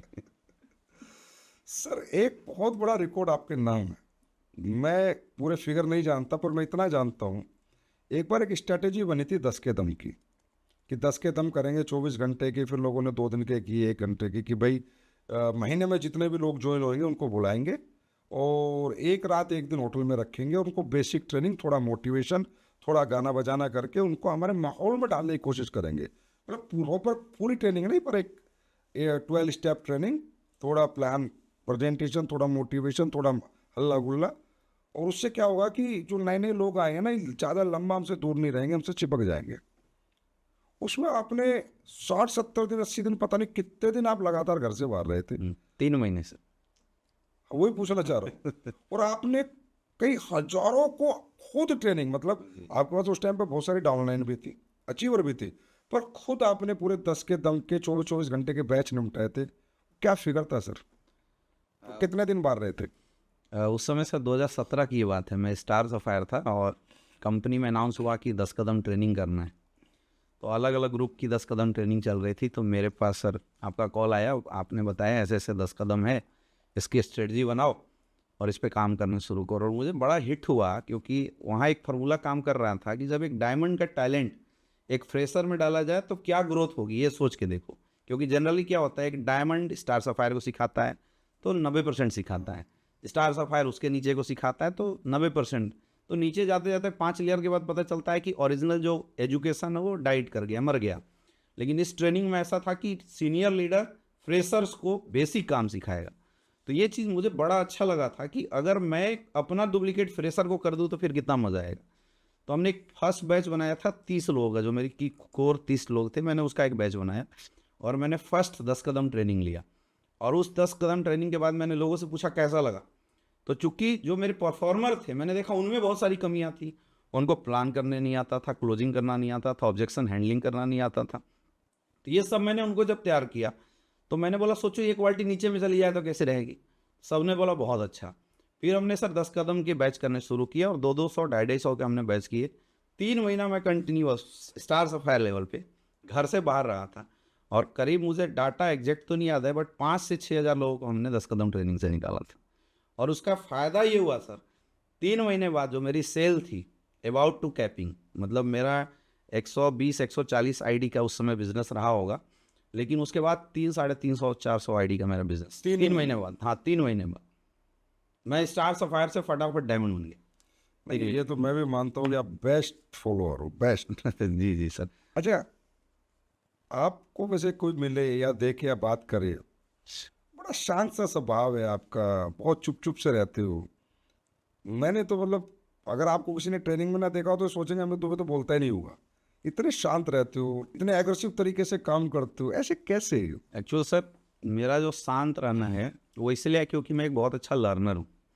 मेरी आदत है कि मैं कभी भी अपने से बड़ों के सामने ज़्यादा बोलता नहीं। सर आप लोगों ने भी वॉच किया होगा कि मैं जब भी आपके पास हूँ या शिव कुमार सर के पास या महिपाल सर के पास बैठा रहता हूँ तो मैं सीखता हूँ, क्योंकि मुझे ऐसा लगता है कि मुझे बहुत कुछ अभी सीखने की ज़रूरत है। उम्र भी मेरी कम है, मेरा तजुर्बा भी कम है, तो मैं सीखता हूँ। और बोलते हैं कि अगर सीखना है तो शांत स्वभाव से माइंड ओपन करके बैठना बहुत ज़रूरी है। यही रीज़न है और कोई रीज़न नहीं है। तो मैं जब भी बैठता हूँ मैं शांत इसलिए रहता हूँ ताकि शांत रहेंगे तो हम सीखेंगे। आपको पता है आपसे बहुत लोग सीख रहे हैं। मैं अभी एक दिन यूट्यूब पे आपका चैनल देख रहा था, मुझे लगता है 4-5 लाख फॉलोअर्स वहाँ पर हैं। जी इंस्टा पे आपके 4-5 लाख फॉलोअर्स है, फेसबुक पे मतलब 1.5 मिलियन के आसपास आपका सोशल मीडिया पे फॉलोअर है जो आपसे डायरेक्ट सेलिंग सीख रहे हैं। जी। ये आपके लिए बहुत गर्व की बात है और इस इंडस्ट्री के लिए बहुत गर्व की बात है कि वो एक ऐसी पर्सनैलिटी से सीख रहे हैं जिस पर्सनैलिटी में ही अपने आप में कुछ खास बात है। ये तो सर आपने बनाया है। नहीं, रियली में, और मैं इस चीज़ को देख रहा हूँ और ये मुझे पता है कि एक दिन इस डायरेक्ट सेलिंग का best education system 100% Amit Dubey sir के पास होगा। कोशिश यही रहेगी सर, इंसान अपने जीवन में वही करता है जिसकी उसको कमी महसूस हुई है। मैंने 4-5 साल इस चीज़ की बड़ी कमी महसूस करी कि मुझे कोई सिखाता, मुझे कोई बताता, बहुत कमी मुझे ऐसा लगा था। तो अब मुझे ऐसा लगता है कि मैंने वो मिशन बनाया कि जो कमी मुझे डायरेक्ट सेलिंग करियर में मिली थी, वो कमी मेरे माध्यम से अगर कुछ लोगों की सही हो जाती है, पूर्ण हो जाती है, तो मेरे लिए सबसे बड़ी सौभाग्य की बात है। मैं इसलिए सर इसमें लगा रहता हूँ। फट्टे चक दिए पर आपने सिस्टम में, तो एजुकेशन में तो फट्टे चक दिए आपने। अमित सर, इतने बड़े रैंक में आने के बावजूद भी आज भी आप 28 दिन घर से बाहर रहते हो। आप सिर्फ ब्रांड एम्बेसडर, एक रैंक है बहुत बड़ा, उससे 2 कदम पीछे हो। और बात करूं तो सेल्स आपकी खूब है, आईडीज सारी कैपिंग पे हैं, फिर 28 दिन घर से बाहर क्यों? रिस्पॉन्सिबिलिटी है सर ये। जिम्मेदारी। जब शुरुआत में काम करता था तो मैंने डायरेक्ट सेलिंग शुरुआत में काम किया खुद की करियर बनाने के लिए, और जब मेरी करियर बनी तो आज जब मैं नीचे देखता हूँ तो मुझे अपने जैसे बहुत सारे लोग नीचे दिखाई देते हैं। और मुझे इस जिम्मेदारी का एहसास है कि जैसे इन लोगों ने मेरा तब साथ दिया जब मैं कुछ भी नहीं था। लोग मेरे कहने पर ट्रेनिंग में आए, मीटिंग में आए, सेल्स किया, बिजनेस डेवलप किया। तो आज मेरी ये नैतिक रिस्पॉन्सिबिलिटी बनती है, जिम्मेदारी बनती है कि मैं तब तक काम करूं जब तक ये जो लोग हैं इनकी करियर में बन जाए। ये वजह है सर। मेरे घर में भी लोग बोलते हैं कि यार इतना पैसा कमाने के बाद तेरी पैसे की भूख नहीं मिटती है क्या? सही बात है, बोलते होंगे। अब मैं उनको कैसे समझाऊं कि ये जो आज काम कर रहा हूं ये पैसे के लिए काम नहीं कर रहे हैं। आज सर जो काम कर रही वो अपने रिस्पॉन्सिबिलिटी के लिए काम कर रहे हैं, जो लोगों के प्रति मेरी रिस्पॉन्सिबिलिटी ऊपर वाले ने दिया है। और मुझे ऐसा लगता है कि आज अगर मेरे 1 घंटा कहीं टाइम देने से, मेरे 1 दिन की ट्रेनिंग कर देने से, मेरे किसी की काउंसलिंग कर देने से अगर किसी की ज़िंदगी बदल जाती है तो मेरे लिए इस जन्म में इससे बहुत बड़ी चीज़ कुछ भी नहीं हो सकता। इसीलिए सर मैं लगातार आज बाहर रहता हूँ। और आप सही बता रहे हैं सर, लगभग 30 दिन में 28 दिन मैं दिखाई देता हूँ बाहर। मैं कभी घर पे गया और 2 दिन मुझे अगर कोई बोल देना कि ऐसे तू पड़ा रह, तो मैं पागल हो जाऊँगा। सिचुएशन ऐसी मुझे अच्छा लगता है लोगों के बीच में जाना। पैशन बन गया हाँ, आपका। पैसन है सर। मैं मतलब लोगों से मिलना, ट्रेनिंग करना, मीटिंग करना, काउंसलिंग करना, प्लान करना, ये सब मुझे अच्छा लगता है। अच्छा, मैं एक बात बड़े गर्व से कह सकता हूँ इस प्लेटफॉर्म से कि एसलीपीएस वेलनेस के लीडर्स जितनी मेहनत, उनके जितना सेक्रीफाइस, उनके जितना मार्केट में सपोर्ट, गारंटी दे सकता हूँ इस वर्ल्ड में किसी कंपनी के लीडर अपनी टीम को नहीं पहुंचा रहे। एसलीपीएस के लीडर ये हैं जो करोड़ों करोड़ों कमा के भी 28 दिन बाहर रह रहे हैं। ये मैं प्रैक्टिकली बता रहा हूँ, इसके मेरे पास डाटा है। क्योंकि मैं देखता हूँ और कंपनियों में थोड़े से पैसे कमाने के बाद घर पे रेस्ट, आराम, पोजीशन, और हमारा लीडर, फिर मैं पूछता हूँ अपने पैसे, नहीं नहीं सर, लोगों के लिए। ये संस्कार आप लोगों में है, ये देख के बड़ा अच्छा महसूस होता है। ये संस्कार सर आप लोगों ने दिया है। आज जब हम लोग आपको देखते हैं दिन रात काम करते हुए तो कई बार तो हम लोग मोटिवेट हो जाते हैं। मैं खुद मोटिवेट होता हूँ। यार हमें तो सिर्फ सेल्स देखना है, आपको सर कंपनी देखना होता है, मैनेजमेंट देखना होता है, लाइजनिंग देखना होता है, सेल्स देखना होता है। जब आपको सर हम बाहर इस लेवल पे जाते हुए देखते हैं तो हमें लगता है मेरे 28 दिन तो कम है, 30 के 30 दिन भी रह जाए तो अपनी कम है। हमने ना एक ऐसा प्लेटफॉर्म चुन लिया जहाँ सिर्फ हमारी भविष्य नहीं, आम जनता का भविष्य है।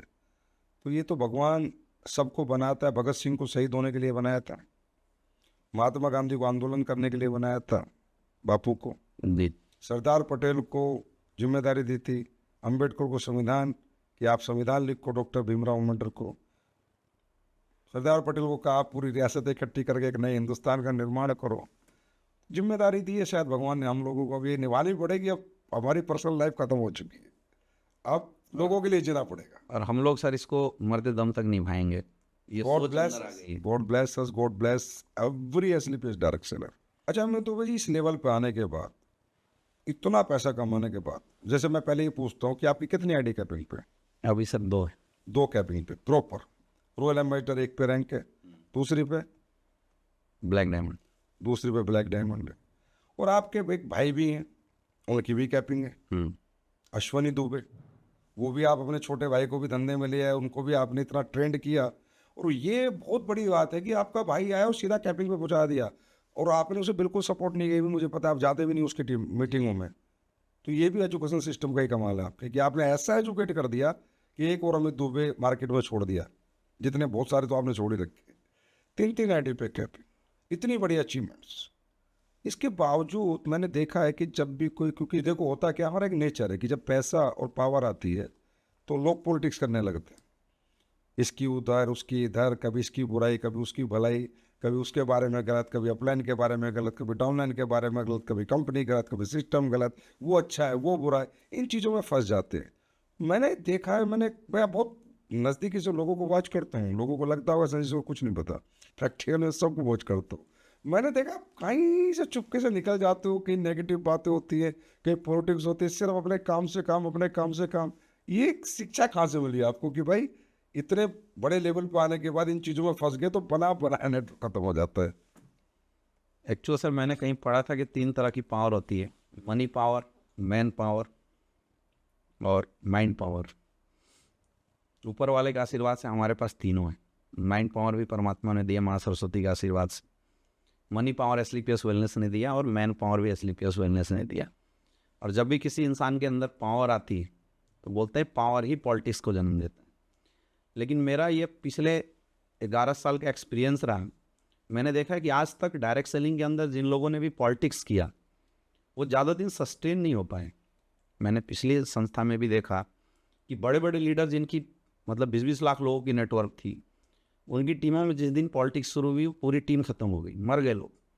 अच्छा, मुझे इस चीज़ से एक सीख मिली कि जब लोग मरे तो उस बंदे का तो लॉस हुआ ही हुआ, जो 2 अपलाइन डाउनलाइन लड़े उनका तो लॉस हुआ ही हुआ, लेकिन सबसे ज़्यादा लॉस उन बच्चों का हो गया जो उनके नीचे थे।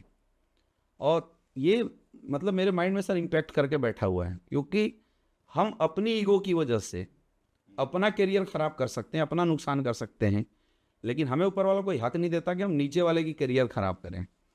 तो जब जो चीज़ हमारे डाउनलाइन की करियर ख़राब कर सकती, उस चीज़ को हम अपने ऊपर क्यों हावी होने दें। इसीलिए सर मैं इन चीज़ों से बड़ा दूर रहता हूँ। मुझे ऐसा लगता है कि खुद को इंगेज रखो, अपने काम से काम मतलब रखो। दुनिया में अच्छे बोलने वाले लोग भी हैं, बुरे बोलने वाले लोग भी। अच्छा, मैं सुन सबका लेता हूँ सर, ऐसा नहीं मैं सुनता सबकी हूँ। जो अच्छा बोलता है उसका भी सुनता हूँ, जो बुरा बोलता है उसका भी सुनता हूँ, फिर मैं वहाँ से वो निकाल लेता हूँ मेरे लिए क्या अच्छा है। जो मुझे लगता है वो मेरे लिए अच्छा है मैं उसको रिसीव करता हूँ, बाकी मैं छोड़ देता हूँ। और ये चीज़ सर मैंने अपनी टीम के अंदर भी सिखाया है। मैं अपनी टीम को आज भी बोलता हूँ, जो मेरे सीनियर लीडर हैं, कि ना हम अपनी डाउनलाइन में या अपनी टीम में पॉलिटिक्स होने देंगे और ना ही पॉलिटिक्स करेंगे।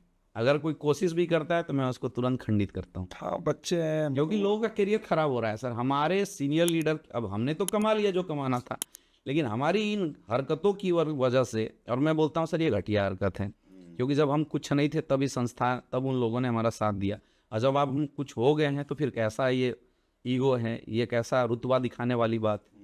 तो ये मेरे अनुसार तो होना ही नहीं चाहिए हमारे इंडस्ट्री के अंदर। और जो लोग करते हैं मैं उनको भी बोलता हूँ कि उस क्षण को याद कर लो जब आप कुछ भी नहीं थे, तो शायद अपने आप ये चीज़ें सही हो। ट्रेनिंग नहीं है डायरेक्ट सेलिंग की, पॉजिटिव डाउनवर्ड्स, नेगेटिव अपवर्ड्स। बिल्कुल।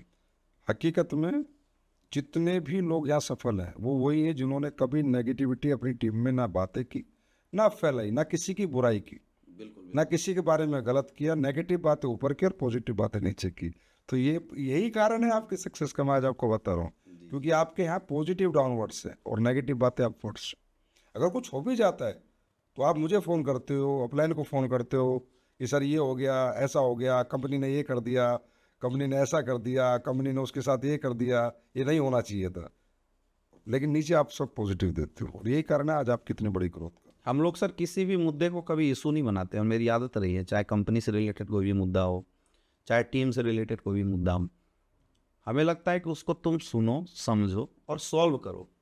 और अगर जो लगता है कि भाई ये तुम्हारे लेवल का नहीं है, तुम सॉल्व नहीं कर सकते, अपलाइन को दे दो, फिर वो ऊपर रिफ्लेक्ट करके रिलैक्स हो जाओ, ज़्यादा उसमें दिमाग नहीं लगाना चाहिए। मैंने यही किया है पिछले 8-8.5 साल मुझे एसलीपीएस में हो गया, 8.5 साल के करियर में सर मैंने यही किया। अच्छा, 100% आपको कोई स्ट्रेटेजी बताई जाती है तो आप 100 बहुत अच्छे लर्नर हो, उसे इम्प्लीमेंट करते ही करते हो।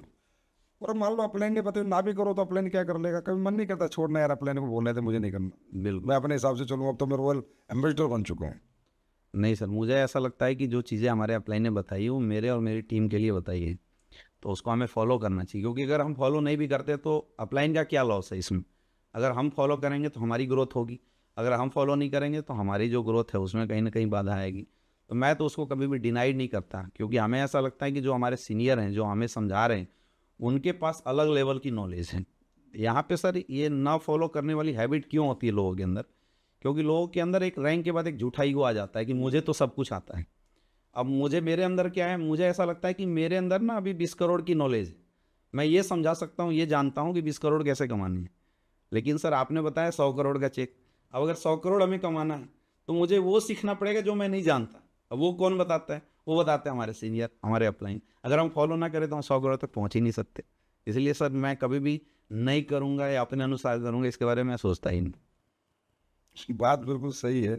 मुझे भी 1.0 में 1000 करोड़ तक की नॉलेज थी, रियल बता रहा हूँ। जी। लोगों को लगता होगा संजीव सर बहुत बड़े ब्रिलियंट है, इतनी बड़ी कंपनी बना दी, 1000 करोड़ की कंपनी बना दी। प्रैक्टिकली मुझे 1000 करोड़ तक की ही कंपनी की नॉलेज थी। 1000 से 10,000 कैसे होता है वो मैं अब ले रहा हूँ, वो मैं अब सीख रहा हूँ। और इसलिए डेवलपर 2.0 मैंने बोला है कि भैया जितना मुझे आता था वो तो हो चुका, अब जो नहीं आता वो पकड़ के 2.0 में चलेंगे।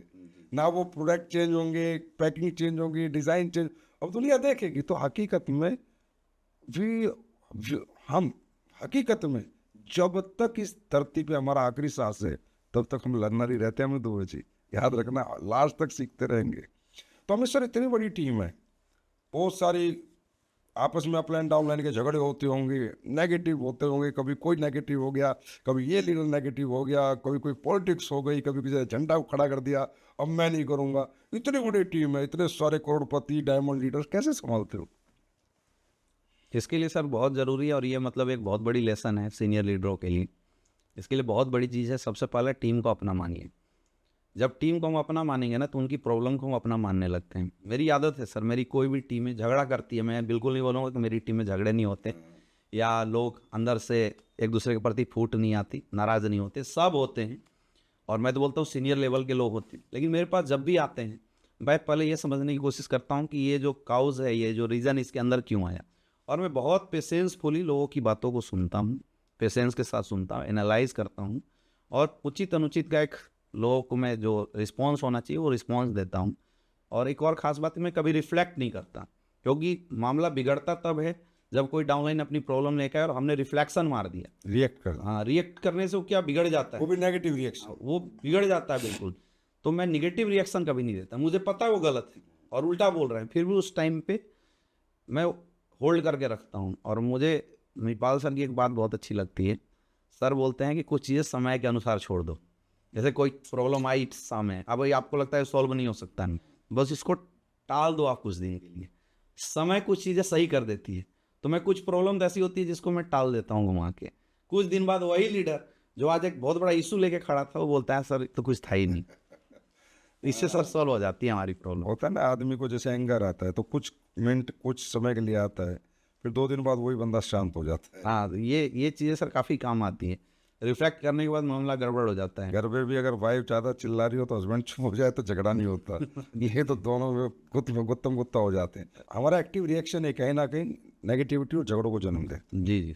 अच्छा, अभी जैसे इतनी बड़ी अचीवमेंट, इतनी बड़ी लीडरशिप और इतने लोग अचीव आपके एक डिसीजन की वजह से हो गई, कैसा लगता है? बहुत अच्छा लगता है सर। और मतलब जब पलट के देखते हैं आज 2012-13 की जो चीज़ें, जो स्ट्रगल था उस टाइम को देखते हैं तो आज बड़ा सुकून होता है। और मैं तो परमात्मा को धन्यवाद देता हूँ कि उन्होंने मेहनत करने के बाद ये जीवन हमारे लाइफ में दिया और इतने लोगों की जीवन में बदलाव करने की एक वजह बना। ये बहुत बड़ी चीज़ है सर। मतलब मुझे तो ऐसा लगता है कि जीवन सार्थक हो गया। मैं सुकून से ज़िंदगी जी रहा हूँ सर, इन चीज़ों की वजह से। मजा आ रहा है? हाँ, मज़ा आ रहा है। अच्छा, पहली कौन सी अचीवमेंट थी डायरेक्ट सेलिंग में से सबसे ज़्यादा खुशी दी थी आपको? मेरी सर सबसे पहली अचीवमेंट थी सन 2017 में, जब मैंने गाड़ी खरीदी, कौन सी? Honda city. अच्छा। और मैं सर छोटी गाड़ी लेने वाला था और आप आए थे, आपने बताया कि बेटा लेना है तो अच्छी गाड़ी ले। मैंने बोला कौन सी? तो होंडा सिटी। अच्छा, होंडा सिटी इसलिए भी लिया क्योंकि डॉक्टरों की कार होती है होंडा सिटी। पहली बार मैं 2017 में घर गया और जब मैं गाड़ी लेके गया तो सबने बोला भाई डॉक्टर बहुत बड़ा डॉक्टर बन गया होगा इसीलिए होंडा सिटी गाड़ी लेके आया।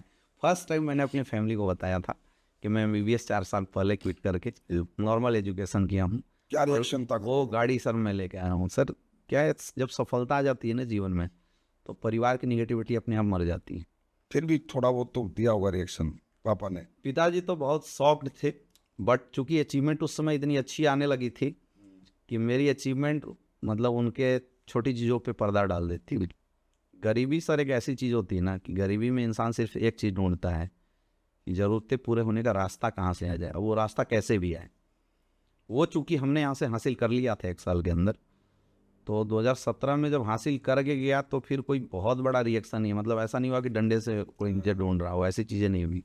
परिवार खुश था, लोग खुश थे, क्योंकि अपने ख़ानदान की सबसे बड़ी गाड़ी, और मतलब उस समय 24 साल की उम्र रही हमारी, 24 साल की उम्र में मैं इतनी बड़ी गाड़ी लेके गया था, तो बहुत एक अलग माहौल बन गया था सर। मुझे वो चीज़ सबसे अच्छी लगी थी। मेरी माँ जब थाली लेके आई गाड़ी की पूजा करने, तो मतलब आंखों से आंसू आ गए, भाई ये जीवन तो डायरेक्ट सेलिंग दे सकता था। क्योंकि पहली अचीवमेंट है ना, पहला प्यार भुलाया नहीं जाता, पहली अचीवमेंट कभी भुलाई नहीं जाती, वो हमेशा कहीं ना कहीं याद आती है। और स्वीट मेमोरी सबसे बेस्ट स्वीट मेमोरी होती है हमारी, जो जिंदगी में हमने पहली जिस चीज़ के लिए सर आप तरस रहे हो और वो चीज़ जब मिलती है ना, तो और मज़ा आता है। क्योंकि इस अचीवमेंट के लिए मैं 6 साल इंतज़ार किया था स्ट्रगल के साथ, फिर वो जब आया तो फिर बहुत खुशी हुई। अमित दुबे सर, ऐसी कौन सी 5 खूबियाँ आपको लगता है आपके अंदर है जो सबसे आपको अलग बनाती हैं, और जिनको फॉलो करके आप यहाँ पहुँचे? सर हमारे अंदर अलग खूबियाँ तो नहीं है, लेकिन डायरेक्ट सेलिंग की जो 5 चीज़ें हैं जो हमें बताया जाता था, वो हमने अपने अंदर लाया है। सबसे पहली चीज़ होती है बिलीव। मैंने इसी फील किया है कि जब हम 100% बिलीव के साथ इस काम को करना शुरू किए, तो काम में मतलब गजब का रिजल्ट आया।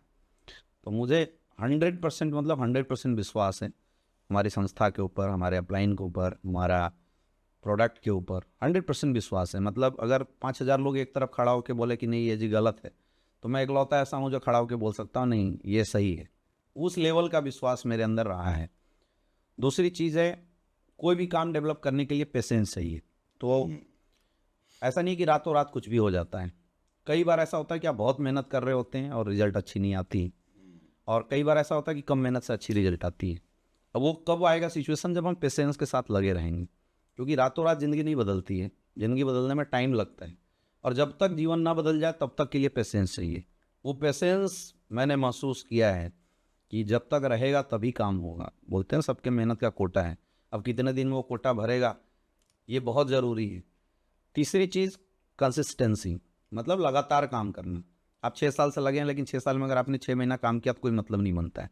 रोज़ कीजिए, लगातार कीजिए, दिन रात रोज़ लगातार अगर काम होगा तो कुछ भी हो सकता है। करत करत अभ्यास ते जड़मती हो तो सुजान, रसरी आवत जाते सिल पर पड़त निशान।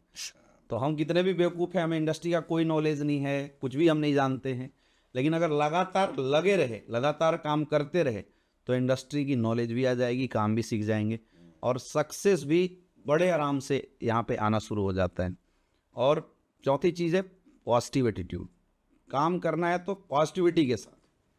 मतलब मेरे अनुसार तो 2 ही डिसीजन होता है, या तो काम करो या तो मत करो। ये जो बीच बीच वाले लोग होते हैं, कई लोग बोलते हैं 1 साल करके देखता हूँ, हुआ तो ठीक है, नहीं तो कोई बात नहीं। तो मैं बोलता हूँ मत कर, उससे बढ़िया सही बात है, कुछ और कर ले। हाँ कुछ और फिर करना ही नहीं है। अगर डाउट है तो मत कीजिए, और अगर दिमाग में 100% पॉजिटिविटी है कि नहीं काम करना है, तो 100% पॉजिटिविटी के साथ आप लगातार काम कीजिए, सक्सेस आएगी, और इसमें कहीं कोई डाउट नहीं है, कहीं कोई डाउट नहीं है। और इस इंडस्ट्री के लिए जो सबसे खास चीज़ है सर, जो मेरे अंदर है, अपलाइन के प्रति समर्पण। एक बार जिस इंसान को आप मान लो ना कि ये इंसान मेरी ज़िंदगी बदलेगा, फिर समर्पित हो जाओ।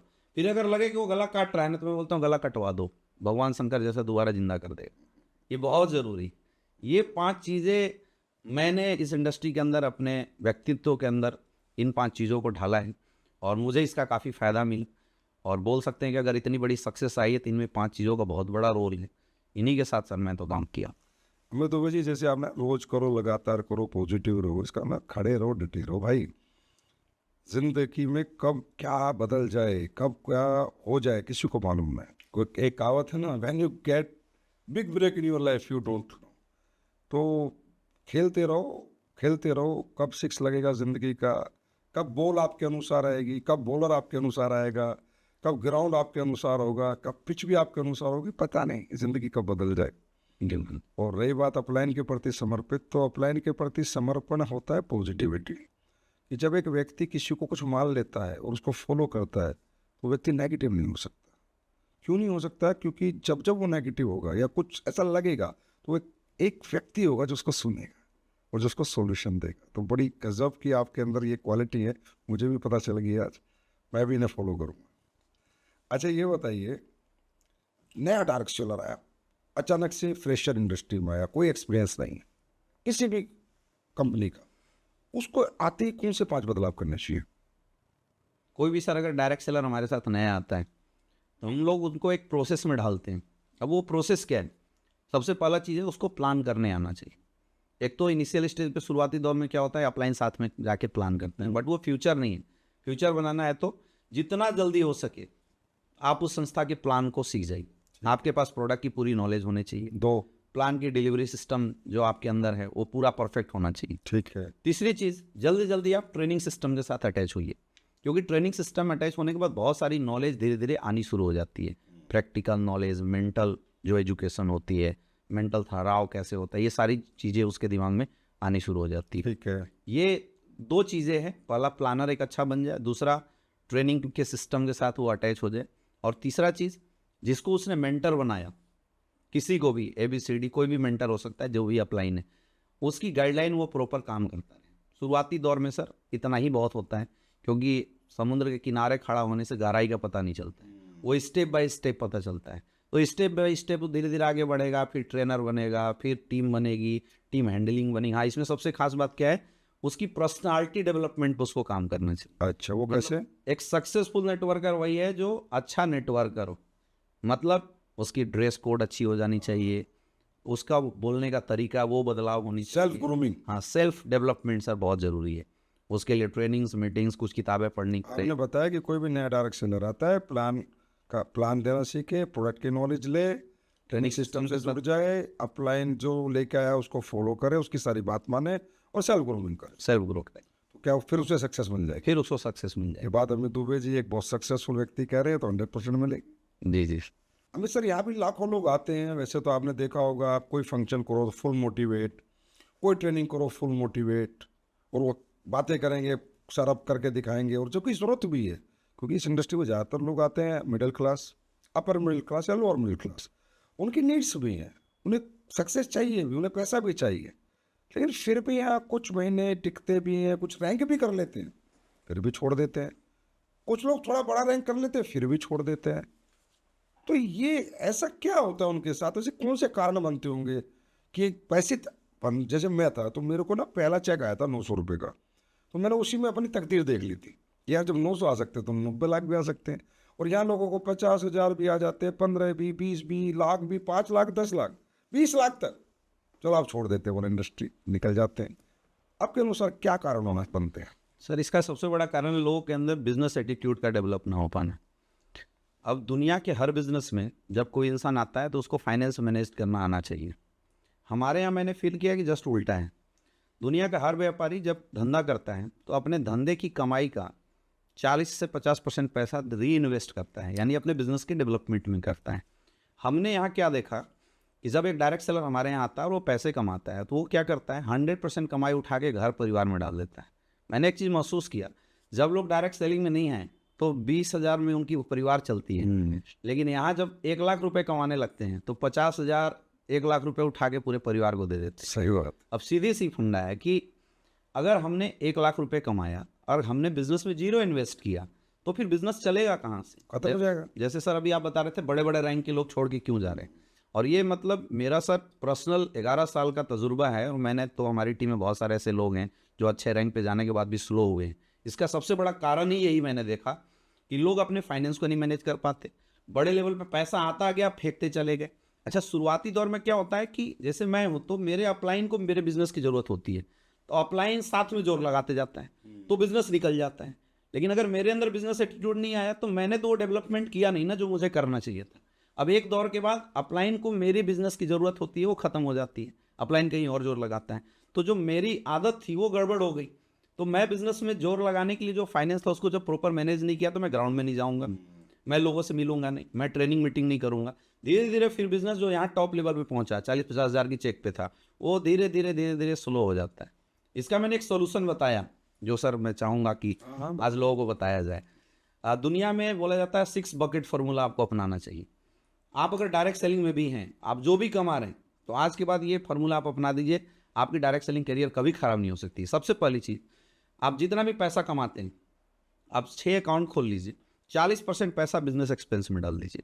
यानी 10,000 की चेक आई तो 4,000 रुपये आप उठा के अपने बिजनेस अकाउंट में डालिए, जहाँ से आपकी टूर, ट्रेवल्स, जाना आना और बिजनेस रिलेटेड जो भी एक्सपेंस है आप उसको मैनेज कीजिए। कब तक?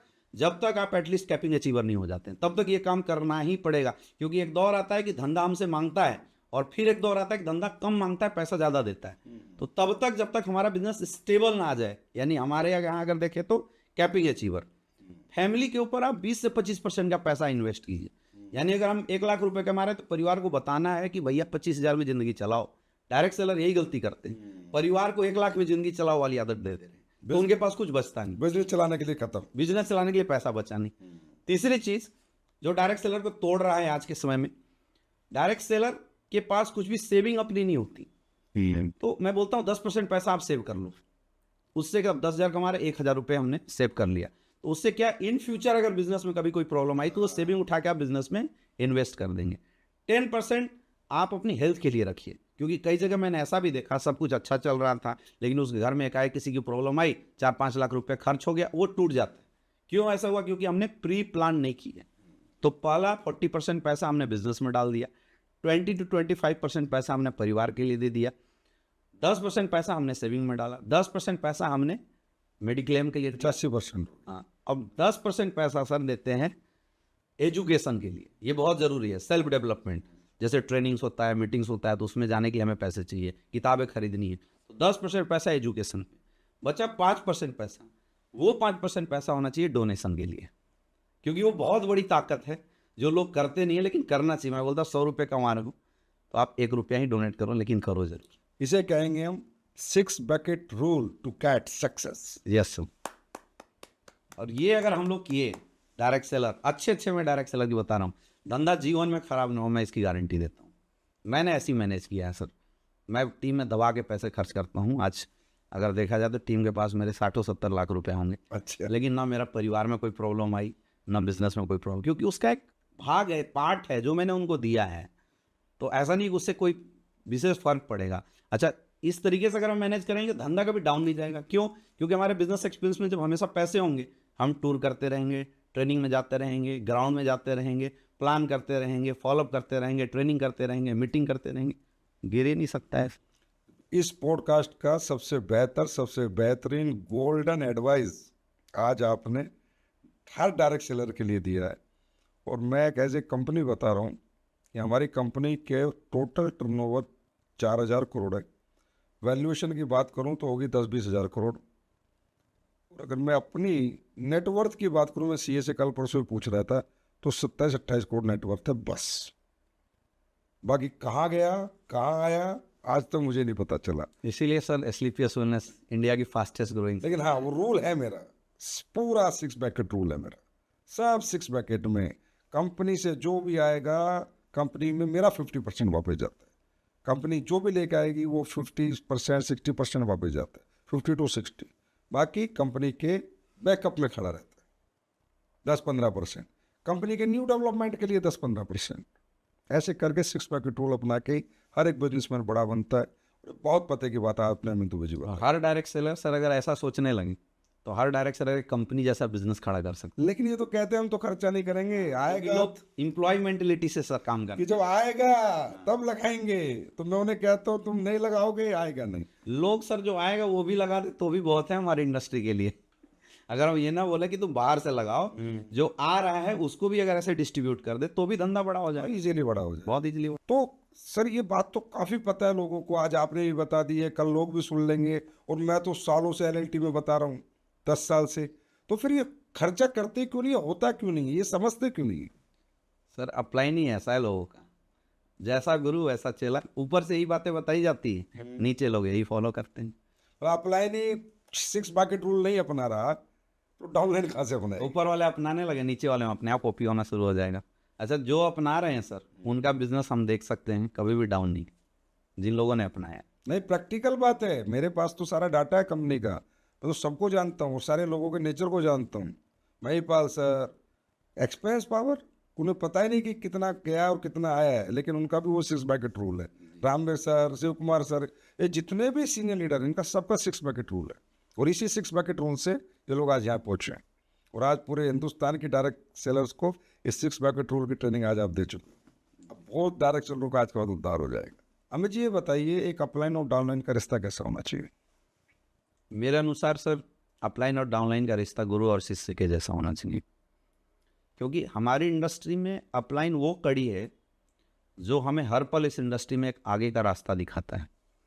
अगर आपको किसी से सीखना हो, किसी से अगर आपको गाइडलाइन लेना हो, तो उस इंसान के प्रति आपकी सच्ची भावना होनी चाहिए। जैसे गुरु शिष्य हम क्यों बोल रहे हैं, यहाँ हम एक मेंटर शब्द भी इस्तेमाल कर सकते थे, लेकिन गुरु शिष्य इसलिए बोल रहे हैं कि गुरु और शिष्य का रिश्ता डिवोशन के साथ कनेक्टेड होता है, समर्पण के साथ कनेक्टेड होता है। मेंटर्स के साथ ऐसा नहीं है।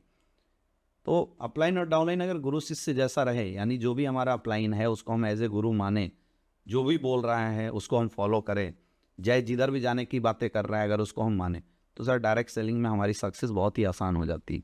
अमित जी, आज जो हमारा यूथ है, यंगस्टर है, जो 18 साल बाद अपने जीवन में किसी कैरियर का चुनाव करना चाहता है, बहुत सारे बच्चे आज बीटेक करते हैं, एमटेक करते हैं, एमबीए करते हैं, बीबीए करते हैं, साइंटिस्ट बनते हैं, आर्किटेक्ट बनते हैं, ठीक है, सबकी अपनी चॉइस है, सबके अपने प्रोफेशन है। कोई डॉक्टर बनना चाहता है, लेकिन नेटवर्कर बनना बहुत कम चाहते हैं। ये कब होगा इस देश में कि एक यूथ नेटवर्कर बने? आप एक यूथ को क्या मैसेज देना चाहे कि वो नेटवर्किंग को भी एक करियर समझे, एक प्रोफेशन समझे, और यहाँ आके वो उन कैरियर से बेहतर परफॉर्म भी कर सकता है? क्या मैसेज देना चाहेंगे देश के यूथ? एक्चुअल सर ये चीज़ें 2021 से पहले तो लागू थी, बट जब से 2021 के बाद रूल्स आई है, आज माहौल बिल्कुल इस देश का बदल गया है। क्योंकि हम लोग ग्राउंड में जाते हैं तो मैंने इस चीज़ को पर्सनली देखा है कि आज लोग डायरेक्ट सेलिंग में अपनी करियर को देख रहे हैं। डायरेक्ट सेलिंग में लोगों का करियर ना देखने के पीछे 2 कारण था। पहला था डायरेक्ट सेलिंग की एजुकेशन की कमी होना, और दूसरा था डायरेक्ट सेलिंग के प्रति गवर्नमेंट की कोई रूल्स रेगुलेशन ना होना। बिल्कुल सही। लेकिन जब से ये 2 चीज़ें बदली है, आज जो लोग हैं इस इंडस्ट्री के अंदर करियर देख रहे हैं। मैं तो सीधी सी चीज़ बोलता हूँ, नेटवर्क मार्केटिंग इंडस्ट्री एक अपॉर्चुनिटी ही तो है। कोई भी इंसान पढ़ाई लिखाई करता है, किस लिए पढ़ाई लिखाई करता है? ताकि वो जिस सब्जेक्ट को लेके आगे बढ़ रहा है उस सब्जेक्ट में कुछ अपॉर्चुनिटियाँ हैं जिसको वो ग्रैब करके अपनी करियर बनाएगा। कोई मेडिकल पकड़ रहा है तो डॉक्टर बन के करियर बनाएगा, किसी ने मैथ पकड़ा है तो इंजीनियर बन गए, कोई सीए बन के अपनी करियर बनाएगा। तो मैं तो लोगों को बोलता हूँ कि ज़रूरी नहीं है डायरेक्ट सेलिंग इंडस्ट्री में आप करियर बनाइए। अगर आपको लगता है कि डायरेक्ट सेलिंग के बाहर कोई ऐसा प्लेटफॉर्म है जहाँ पे आप काम करके, जहाँ पे पढ़ाई करके आप बहुत टॉप लेवल की करियर बना सकते हैं, तो आपको वो बनाना चाहिए। लेकिन अगर आप ये सोचते हैं कि वहाँ के अलावा एक ऑप्शन क्या है, तो डायरेक्ट सेलिंग एक ऑप्शन है। मैंने अभी पिछले कुछ दिनों पहले किसी को कहते हुए सुना था कि डायरेक्ट सेलिंग वो लोग आते हैं जिनके पास कोई एजुकेशन नहीं होता, कोई काम नहीं होता। ऐसा बिल्कुल नहीं है सर, मैं एक एग्जाम्पल हूँ। बहुत सारे एग्जाम्पल हो चुके हैं विदेश में। और सर मेरे अलावा भी बहुत सारे एग्जाम्पल हैं। आज बहुत अच्छे अच्छे मतलब रेंज के ऑफिसर्स हैं जो आईएएस आईपीएस लेवल पे हैं, जो अपनी जॉब के बाद जब वो रिटायर हो रहे हैं तो इस इंडस्ट्री को देख के इतने प्रभावित हो, जो बोलते हैं कि जब मैं रिटायर हो जाऊंगा तो मैं इस इंडस्ट्री को डिवोट करूंगा, इस इंडस्ट्री के अंदर मैं कुछ समय दूंगा। अब देंगे नहीं देंगे वो बात अलग है, लेकिन उनका ये व्यू, ये जो परसेप्शन इस इंडस्ट्री के प्रति आई है, ये परसेप्शन बताता है कि आने वाले समय में डायरेक्ट सेलिंग इंडस्ट्री का जो समय हो काफ़ी अच्छा गोल्डन आने वाला है। आज सर बहुत सारे ऐसे लोग हैं जो बड़े बड़े कंपनियों के अंदर जीएम लेवल पे कॉर्पोरेट सेक्टर के अंदर थे, मल्टीनेशनल कंपनियों के अंदर थे, और जब 2022-2020 के कोविड में उनकी नौकरियां गई तो लोगों ने डायरेक्ट सेलिंग को एक पॉजिटिव नज़रिए से देखना शुरू कर दिया। अब वो एक पार्ट टाइम में साथ में एक बिजनेस डेवलप करने की बात कर रहे हैं, जहाँ पे अगर उनकी वर्तमान आय अगर इनकेस कभी कोई प्रॉब्लम आए तो एक साथ में सपोर्टिव रहेगी। तो इसका मतलब इन चीज़ों से ये समझ में आता है कि हमारे इंडस्ट्री का जो लोगों को देखने का नज़रिया था वो बिल्कुल बदल रहा है। आज बहुत सारे युवाओं को मैं देख रहा हूँ जो इस इंडस्ट्री में एज ए करियर बात कर रहे हैं। मैंने देखा 10th-12th करने के बाद बहुत सारे ऐसे बच्चे हैं जिनसे जब ग्राउंड में पूछा जाता है कि बेटा क्या बनना चाहते हो, तो वो बोलते हैं कि मैं एक अच्छा नेटवर्कर बनना चाहता हूँ। तो वो एग्जाम्पल सर सेट हो रहे हैं। हम डॉक्टर क्यों बनना चाहते थे? क्योंकि हमने देखा था अपने समाज में कि कोई डॉक्टरी करके आया तो उसकी इज्जत थी, रिस्पेक्ट थी और पैसा अच्छा कमा रहा था। इंजीनियर क्यों बनना चाहते थे? क्योंकि हमने देखा कि इंजीनियरिंग करने के बाद हमारे समाज में जो लोग थे उनकी रिस्पेक्ट थी और पैसे अच्छा कमा रहे थे। अब वो चीज़ जब डायरेक्ट सेलिंग के माध्यम से जब एग्जाम्पल दिखाई देंगे तो why the people will not choose the direct selling industry? Obviously उनके पास सर एक ऑप्शन रहेगा और लोग देखेंगे आने वाले समय। इसमें मेरी भी एक सलाह है कि जितने भी लोगों के पास इन कॉलेजेस का एक्सेस है, इंजीनियरिंग का या बीटेक एमबीए का, यूनिवर्सिटीज़ का एक्सेस है, जिनके भी पास, वो लोग उनके ओनर से मिले और उन्हें डायरेक्ट सेलिंग की एक अवेयरनेस प्रोग्राम दे के आए, जी सर, बहुत ज़रूरी। यूथ को बताएं, चाहे वो कोई भी लीडर हो, किसी का भी एक्सेस हो, जाइए डायरेक्ट सेलिंग क्या है, टाइम फ्रीडम कैसे आता है, मनी फ्रीडम कैसे आता है, टैलेंट कैसे मल्टीप्लाई होता है, टाइम कैसे मल्टीप्लाई होता है, विदाउट रिस्क ये बिजनेस कैसा है, एक एजुकेशन सिस्टम यहाँ आपको डेवलप करने में कैसे काम करता है। ये अवेयरनेस प्रोग्राम मेरे अनुसार इस देश के सभी कॉलेज में चलाना चाहिए, चाहे यूथ अट्रैक्ट हो चाहे ना हो। आज बहुत सारे कॉलेज और स्कूल हैं सर जिसके अंदर कैरियर काउंसलिंग होती है। मतलब वहाँ पे हर इंडस्ट्री के एक्सपर्ट जाते हैं और लोगों को बताते हैं क्या क्या ऑप्शन है उनके पास आगे बढ़ने का। तो हम लोग उन स्कूल और कॉलेजेस के अंदर भी डायरेक्ट सेलिंग को एज ए ऑप्शन इंट्रोड्यूस कर सकते हैं, इस इंडस्ट्री की बातें बता सकते हैं, ये इंडस्ट्री कितना सेफ है और इस इंडस्ट्री में करियर कितना बड़ा है। अगर इसके बारे में अवेयरनेस चलाएं तो ऑब्वियसली सर एक बहुत बड़ा युग आएगा इस इंडस्ट्री को लेके। लोगों के माइंड के अंदर, जो बच्चे हैं खास करके, उनके माइंड के अंदर काफ़ी कुछ बदलाव आएगा इस इंडस्ट्री में। मैं भी कोशिश करूँगा। जी चलो अमित जी, बड़ा मज़ा आ रहा है आपसे बात करने में, इसलिए मन नहीं कर रहा कि ये पॉडकास्ट को एंड किया जाए। दिल कर रहा है आपसे बात करते रहें, लेकिन फिर भी बहुत सारी बातें हैं जो भी मुझे आपसे करनी है। तो अमित जी, एक और मेरा छोटा सा आपसे सवाल है, मैं जानना चाहता हूँ आपके अनुसार, यहाँ पर ना कई बार एक अपलाइन डाउनलाइन की नहीं बनती है, तो वो जिद कर लेता है डाउनलाइन मुझे अपलाइन बदलना है, मैं कहीं दूसरी जगह जाऊँगा, मुझे दूसरे अपलाइन के साथ काम करना है। ये आपके अनुसार कहाँ तक सही है? एक्चुअल सर ये बहुत बड़ी प्रॉब्लम है और हर 3-4 दिन में इसकी मीटिंग हम लोग कर रहे हैं। अच्छा, आप भी करते हो? अच्छा, आज सर लोग से पूछिए तो कंपनी से नाराज़ नहीं है, प्रोडक्ट से नाराज़ नहीं है, उनको संजीव सर बहुत अच्छे लगते हैं, एसलीपीएस बहुत अच्छी लगती है। बोला फिर भाई धंधा क्यों नहीं कर रहा है? बोला अपलाइन से नाराज़गी है। अच्छा, मैं मानता हूँ इसमें अपलाइन जो है उसका हो सकता है 10% मतलब प्रॉब्लम हो, 50 हो, 60 हो, 70 हो। लेकिन मुझे सर इस पे ना एक कहानी याद आती है, मैं थोड़ा सा सर चाहूँगा बताना। एक बार क्या था, अरब का बहुत बड़ा आदमी था और उसने सोचा कि मैं गुरु की तलाश करता हूँ, जुनैद। उसने गुरु की तलाश करने के लिए ठानी कि मैं अपने जीवन में एक अच्छा गुरु बनाता हूँ। तो वो टहलने लगा, घूमने लगा, सबसे पूछने लगा। तो उसके गांव के बाहर एक फ़कीर बैठा था और उससे पूछा, बता भाई गुरु अच्छा कौन होगा? तो उसने गुरु की कुछ खास क्वालिटी बताई कि भाई गुरु वो होगा जो पीपल के वृक्ष के नीचे बैठा होगा, धुनी रमाए होगा, चंदन लगाए होगा और प्रभु का गुणगान करता होगा, गेरुआ वस्त्र पहना। ऐसे 5-10 क्वालिटी उसने बताया। बोले ये क्वालिटी जिसके अंदर होगी ना तो उसको अपना गुरु बनाने लगा, तेरा जिंदगी चल जाएगा। अब वो क्वालिटी माइंड में रख के और घूमना शुरू किया। वो कहीं जाए तो कोई धुनी रमाए तो पीपल का वृक्ष नहीं था, कोई इंसान कहीं किसी के पास जाए तो वो पीपल के वृक्ष के नीचे बैठा लेकिन वो गेरुआ वस्त्र में नहीं था। उसने अपने जीवन के 20 साल गुजार दिए लेकिन उसको गुरु नहीं मिला। फिर थक हार के वो बड़ा परेशान हुआ, पूरे वर्ल्ड में ट्रेवल किया, उसको गुरु कहीं नहीं मिला। तो सोचा कि ये जो फकीर है ना उसने मेरे साथ गेम किया है, आज कुछ भी हो जाए फकीर को मज़ा से चखाएंगे। वो वापस लौट रहा था और फकीर के पास जाने वाला था।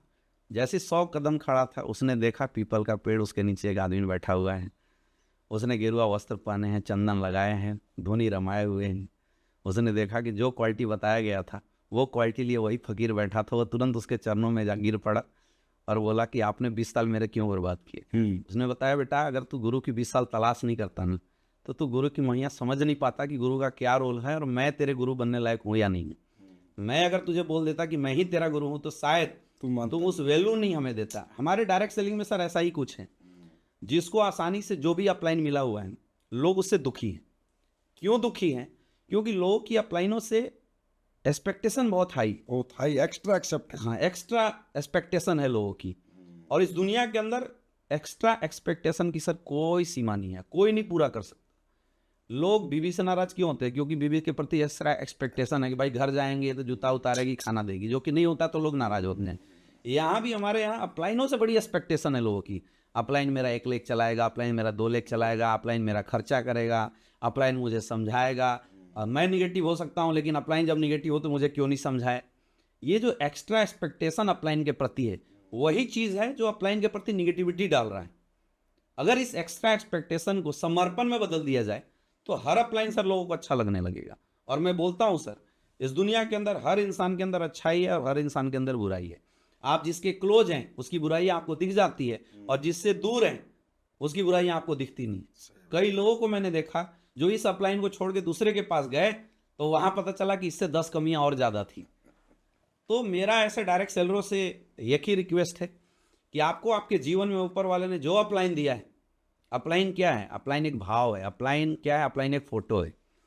आप उस अपलाइन को चाहो तो ग्राउंड में उतार के उससे मेहनत करा के कुछ हज़ार कुछ लाख रुपए कमा सकते हो, लेकिन आप चाहो तो उस अपलाइन को फ़ोटो में लगा के उसके प्रति अपनी डाउनलाइन को समर्पित करके आप करोड़ों में कमा सकते हो, क्योंकि कोई गलत नहीं है। कई लोग बोलते हैं सर मेरे अपलाइन ने ऐसे नहीं ऐसे कर दिया। मैं मानता हूँ अपलाइन में गलतियाँ हो सकती है, लेकिन मेरा ऐसे लोगों से सवाल है कि क्या आप 100% परफेक्ट हैं?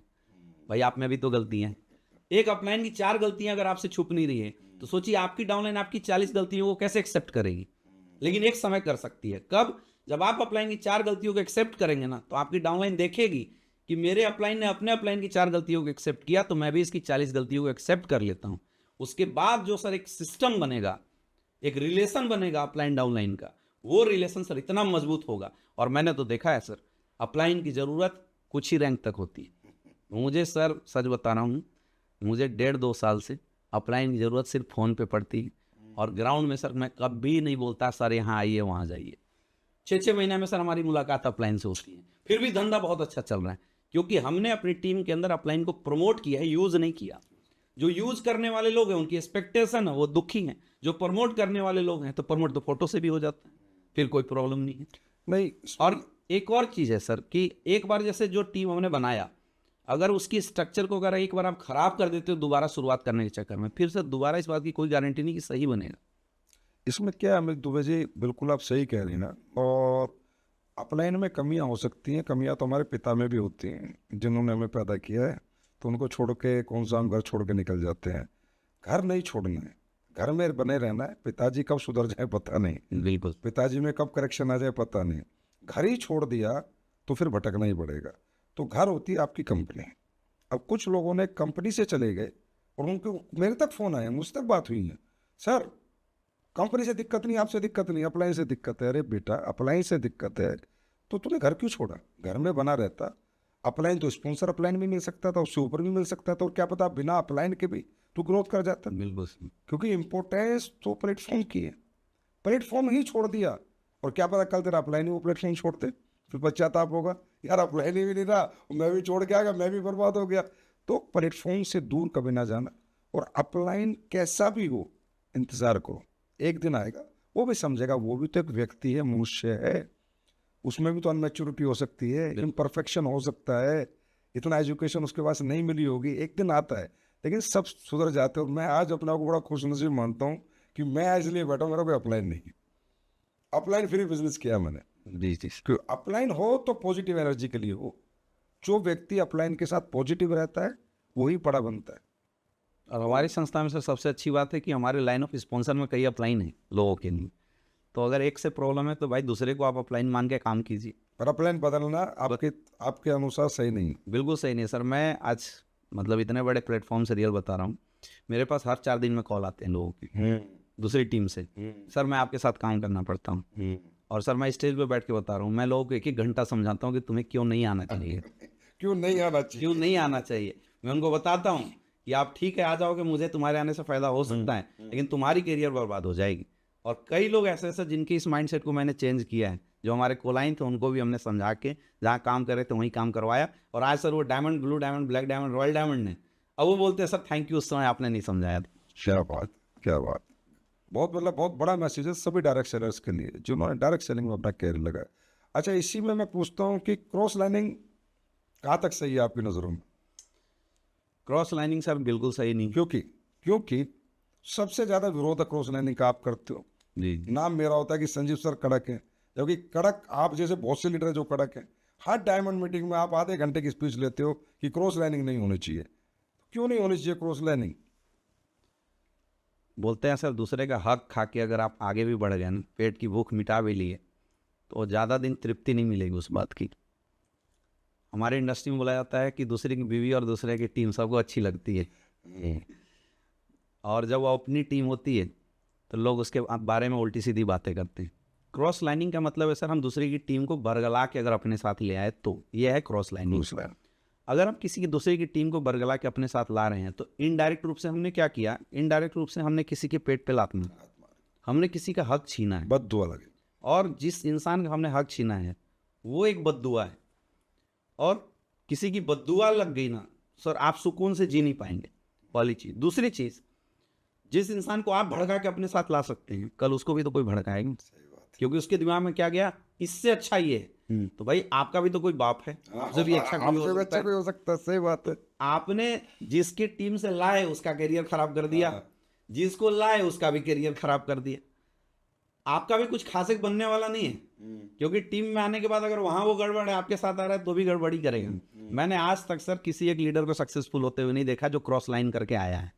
हमारी कंपनी में शुरू के कुछ लीडर हैं जिनकी आदत ही क्रॉस लाइनिंग की। मैं प्रैक्टिकल बता रहा हूँ, उनको कई बार सजा भी मिल चुकी, वो नहीं मानते।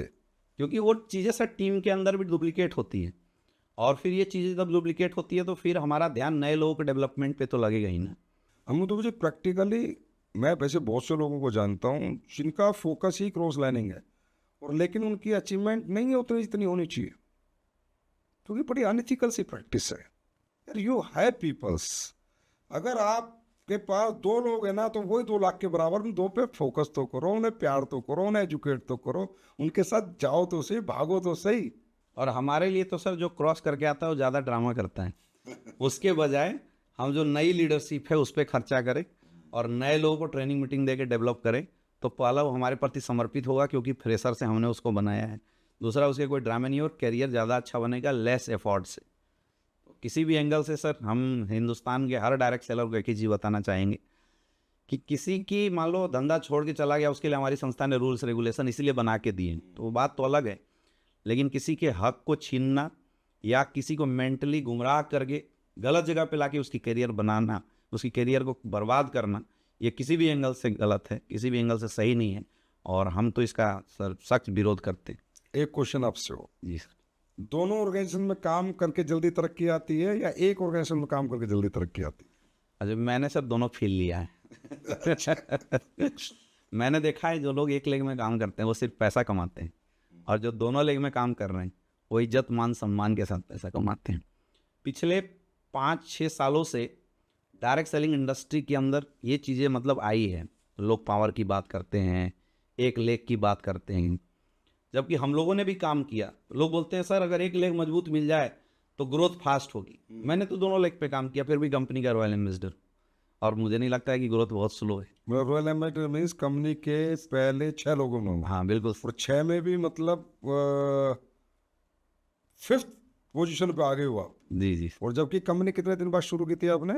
1.5 साल 2 साल बाद। 2 साल बाद। 14 में शुरू हुई, हम 16 में शुरू हुए। तो और मैंने सर दोनों लेग में काम किया, और आज भी करते हो? मैंने एक और चीज़ महसूस किया सर कि अगर आप एक लेग में काम करेंगे तो आपकी ग्रोथ किसी और के अनुसार होगी, लेकिन अगर आप दोनों लेग में काम करेंगे तो आपकी ग्रोथ आपके अनुसार होगी। और इसका मुझे बड़ा फायदा मिला।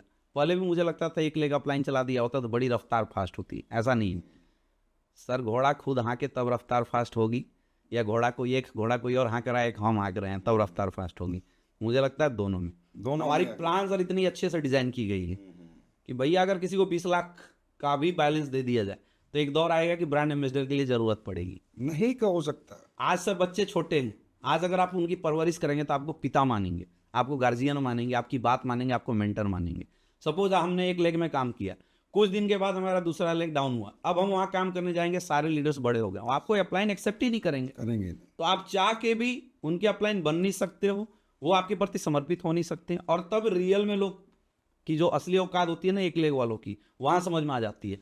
फिर वो लंगड़े हो जाते हैं, जिधर चलाए वो तो ठीक है, इधर वाला गड़बड़ हो गया। मैं जब बोलता हूँ ना लोगों को ऐसा लगता होगा संजीव सर तो ये चाहते हैं कि बिजनेस चलाएं, बिजनेस चले, और इसलिए कहते हैं 2 लेग। अरे भाई जब तक आप 2 लेग पे खड़े नहीं हो दौड़ नहीं पाओगे।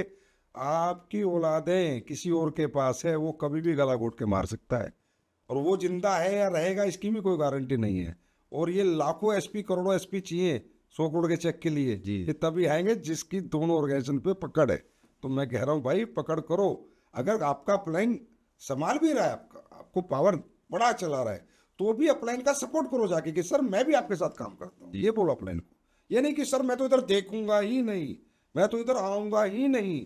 अगर ये करेंगे तो इसके 100% आपको नुकसान होने के चांसेस है। और हमने सर ये कल्चर दिया, अभी आप सर बता रहे थे कि ये टीम फास्ट ग्रोथ क्यों कर रही है, हमने अपनी टीम के अंदर कल्चर दिया। हमारी टीम का हर एक लीडर दोनों लेग पे बिजनेस करता है, और हम लोगों को बोलते हैं कि आप आइए, हम तन मन धन तीनों तरीके से सपोर्ट करेंगे और दोनों लेग में बिजनेस का सपोर्ट करके देंगे, लेकिन उसके बदले हमें भी आपसे वही चीज़ चाहिए कि आप भी अपने दोनों लेग पे बिजनेस कीजिए। और ये तो डिमांड है सर। सपोज में हमारा चेक इंसेंटिव से बन रहा है तो हम इंसेंटिव में काम कर रहे हैं, हमारा चेक बोनस बन रहा है तो हम बोनस से काम कर रहे हैं, हमारा चेक इंसेंटिव से बनता है, रैंक बोनस से छूटता है, तो हमें बोनस इंसेंटिव दोनों लेग में काम करना चाहिए। ये तो डिमांड है। और मैं बोलता हूँ वो मत करो जो आपको अच्छा लगता है, वो करो जो धंधे को अच्छा लगता है। धंधे की अगर डिमांड दोनों साइड की है तो दोनों लेग पे काम कीजिए, मजा आ जाता है काम करने। अमित जी, एक खास क्वेश्चन, सर किसी भी व्यक्ति को कोई भी डायरेक्ट सेलिंग ज्वाइन करने से पहले किन बातों का ध्यान रखना चाहिए? ये सब मतलब मैं बोल सकता हूँ कि आज के समय में हिंदुस्तान में डायरेक्ट सेलिंग से जुड़े हुए सारे लोगों के लिए बहुत अहम सवाल है और इसका जवाब बहुत लोगों के लिए बहुत ही महत्वपूर्ण है, क्योंकि जैसा मैंने बताया कि आज 90% लोग सिर्फ इस जवाब न मिल पाने की वजह से ऐसे ऐसी घटिया कंपनियों के साथ जुड़े हुए हैं जहाँ उनकी ज़िंदगी खराब हो रही है। मेरे अनुसार सर किसी भी संस्था को चुनाव करने के लिए 5 चीज़ों का ध्यान में रखना जरूरी है, क्योंकि 5 चीज़ें इकोसिस्टम बनाती है। पहला होता है प्रोडक्ट, क्योंकि हमारे बिजनेस डायरेक्ट सेलिंग का जो जन्म हुआ है एक अच्छे प्रोडक्ट को बेचने के लिए हुआ है, और बड़ा बिजनेस जो होगा वो प्रोडक्ट से ही होगा। 90% लोग जो हमारे साथ कनेक्ट होते हैं वो प्रोडक्ट के साथ कनेक्ट होते हैं। तो हमें सबसे पहला चीज़ यही ध्यान देना है कि हम जिस भी कंपनी के साथ जुड़ रहे हैं उसके प्रोडक्ट कैसे हैं, रिजल्ट ओरिएंटेड प्रोडक्ट है या नहीं, कंपनी की खुद की R&D प्रोडक्ट है या नहीं है। और सबसे खास बात, अगर इसको चुनाव करना तो आप ऐसे चूज कीजिए कि अगर आप इस कंपनी में नहीं होते तो क्या आप ये प्रोडक्ट खरीदते। अगर जवाब यस आ रहा है इसका मतलब कंपनी के प्रोडक्ट अच्छे हैं, और अगर जवाब नो आ रहा है इसका मतलब प्रोडक्ट को बेचने के लिए कहीं ना कहीं अपॉर्चुनिटी का सहारा ले सकते हैं। बहुत बढ़िया। कंपनी प्रोडक्ट को लेके किस तरह का अपना मत रखती है, उसके डेवलपमेंट के पीछे कंपनी क्या काम कर रही है, ये छोटी छोटी चीज़ें हैं जो प्रोडक्ट को लेकर हमें समझना चाहिए। प्रोडक्ट की मैनेजमेंट तरीके से हो रहा है नहीं हो रहा है, प्रोडक्ट की डिलीवरी सिस्टम सही है या नहीं है, क्योंकि मैंने कई संस्थाओं को देखा जिनकी डिमांड प्रोडक्ट की आज होती है पहुंचती है 15 दिन बाद, तो ऐसे बिजनेस नहीं चलेगा। पहला है प्रोडक्ट। दूसरा चीज़ होता है पे आउट सिस्टम। अगर 100 लोग हमारे साथ आते हैं 90 लोग आते हैं प्रोडक्ट से, लेकिन 10% जो डायरेक्ट सेलर होते हैं, जो अपॉर्चुनिटी ग्रैब करने वाले लोग होते हैं, उनको चाहिए पे आउट सिस्टम। तो हमें चेक करना पड़ेगा कि कंपनी का पे आउट सिस्टम कैसा है। ओवर पे आउट भी डेंजरस है और लो पे आउट भी डेंजरस है। अकॉर्डिंग टू रूल्स, जैसा हर डायरेक्ट सेलर को अगर देखा जाए, लोग पूछते हैं भाई पैसा कहाँ से आता है, तो लोग बड़ी कॉमन एग्जांपल बताते हैं, कोका कोला के एग्जांपल लेके बताते हैं, 70% 30% का रेशियो बताते हैं। इसका मतलब कोई भी संस्था मार्केटिंग में 70% पैसा खर्च करती है। हम लोग क्या हैं डायरेक्ट सेलर, हम लोग डायरेक्ट सेलर मार्केटिंग वाले पार्ट में हैं। तो कोई भी संस्था अगर 60-70% का पैसा बांट रही है, इसका मतलब जो लोग हैं वो पैसा अच्छा कमाएंगे। तो कितने % पैसा बांटती है, किस प्लान से बांटती है, ज़्यादा मायने नहीं रखता। कैलकुलेटिव हो और कितना % पैसा सॉफ्टवेयर के अंदर कंपनी डालती है, ये बहुत मायने रखता है। अगर 60-70% का पैसा डाल रही है कोई भी कंपनी, तो फिर आप उस कंपनी को चूज कर सकते हैं। एक्सेस पैसे का अगर कोई वादा देता है तो भी गलत है, कम पैसा अगर कोई डाल रहा है तो भी गलत है। आज हमारे यहाँ गुमराह करने के लिए लोग 3 तरह के प्लान चला रहे हैं। एक फ्रेशर ओरिएंटेड प्लान होता है, जहाँ पे ज्वाइनिंग के वक्त इतना मोटा पैसा दिखा देंगे कि फ्रेशर लुहाना होकर जल्दी उसके साथ जुड़ जाता है, ये गलत है। कुछ लोग ऐसे होते हैं जो leaders oriented plan, senior oriented plan बना रखे हैं, ऊपर वाले दबा के पैसा कमा रहे हैं, नीचे वाले को कुछ नहीं मिलता। तो हमें चेक करना पड़ेगा, और इसको चेक करने का मैं बड़ा आसान तरीका बोलता हूँ कि आप पता कीजिए कि उस कंपनी में फ्रेशर कितने दिन में सक्सेसफुल हुआ है। अगर किसी भी संस्था में फ्रेशर सक्सेसफुल है, इसका मतलब उसका प्लान तगड़ा है, प्लान सही है, प्लान एक फ्रेशर को ग्रो कराने लायक है। लीडर तो हो ही जाएगा, लीडर को तो लीडर तो कहीं से हो जाएगा, सेमिनार पता है, लोगों को लीड करना आता है। लेकिन अगर किसी कंपनी में कोई व्यक्ति बिना नेटवर्किंग करे आया है और वो सफल हो रहा है, बिल्कुल प्रैक्टिकल बात है। अब ये कैसे होगा? तीसरी चीज, एजुकेशन सिस्टम। आज डायरेक्ट सेलिंग में सिर्फ पैसे की बात लोग कर रहे हैं, लेकिन ये तीसरा पार्ट बहुत महत्वपूर्ण है, एजुकेशन सिस्टम। हमें ये पूछना चाहिए सामने वाले अपलाइन से कि भाई साहब आपकी कंपनी में एजुकेशन सिस्टम कैसा है, क्योंकि इससे पता चलता है कि वो संस्था हमें बना क्या रही है। हमारे इंडस्ट्री में कौन लोग आते हैं? अनप्रोफेशनल लोग आते हैं, middle class, lower middle class के लोग आते हैं, बहुत ज़्यादा एजुकेटेड लोग आते नहीं। अब उन्हें हम 70 करोड़ की बात बता रहे हैं, 100 करोड़ की बात बता रहे हैं, करोड़ों रुपए कमाने की बात बता रहे हैं, अब वो कैसे कमा सकते हैं विदाउट एजुकेशन सिस्टम? तो ये चेक करना बहुत जरूरी है कि उस संस्था की एजुकेशन सिस्टम कैसी है। अगर एजुकेशन सिस्टम पावरफुल है तो मतलब बिजनेस निकल जाएगा। उसके बाद प्रोडक्ट भी अच्छा है, पे आउट भी अच्छा है, एजुकेशन सिस्टम भी अच्छा है। फिर चौथा चीज चेक कीजिए, अपलाइन।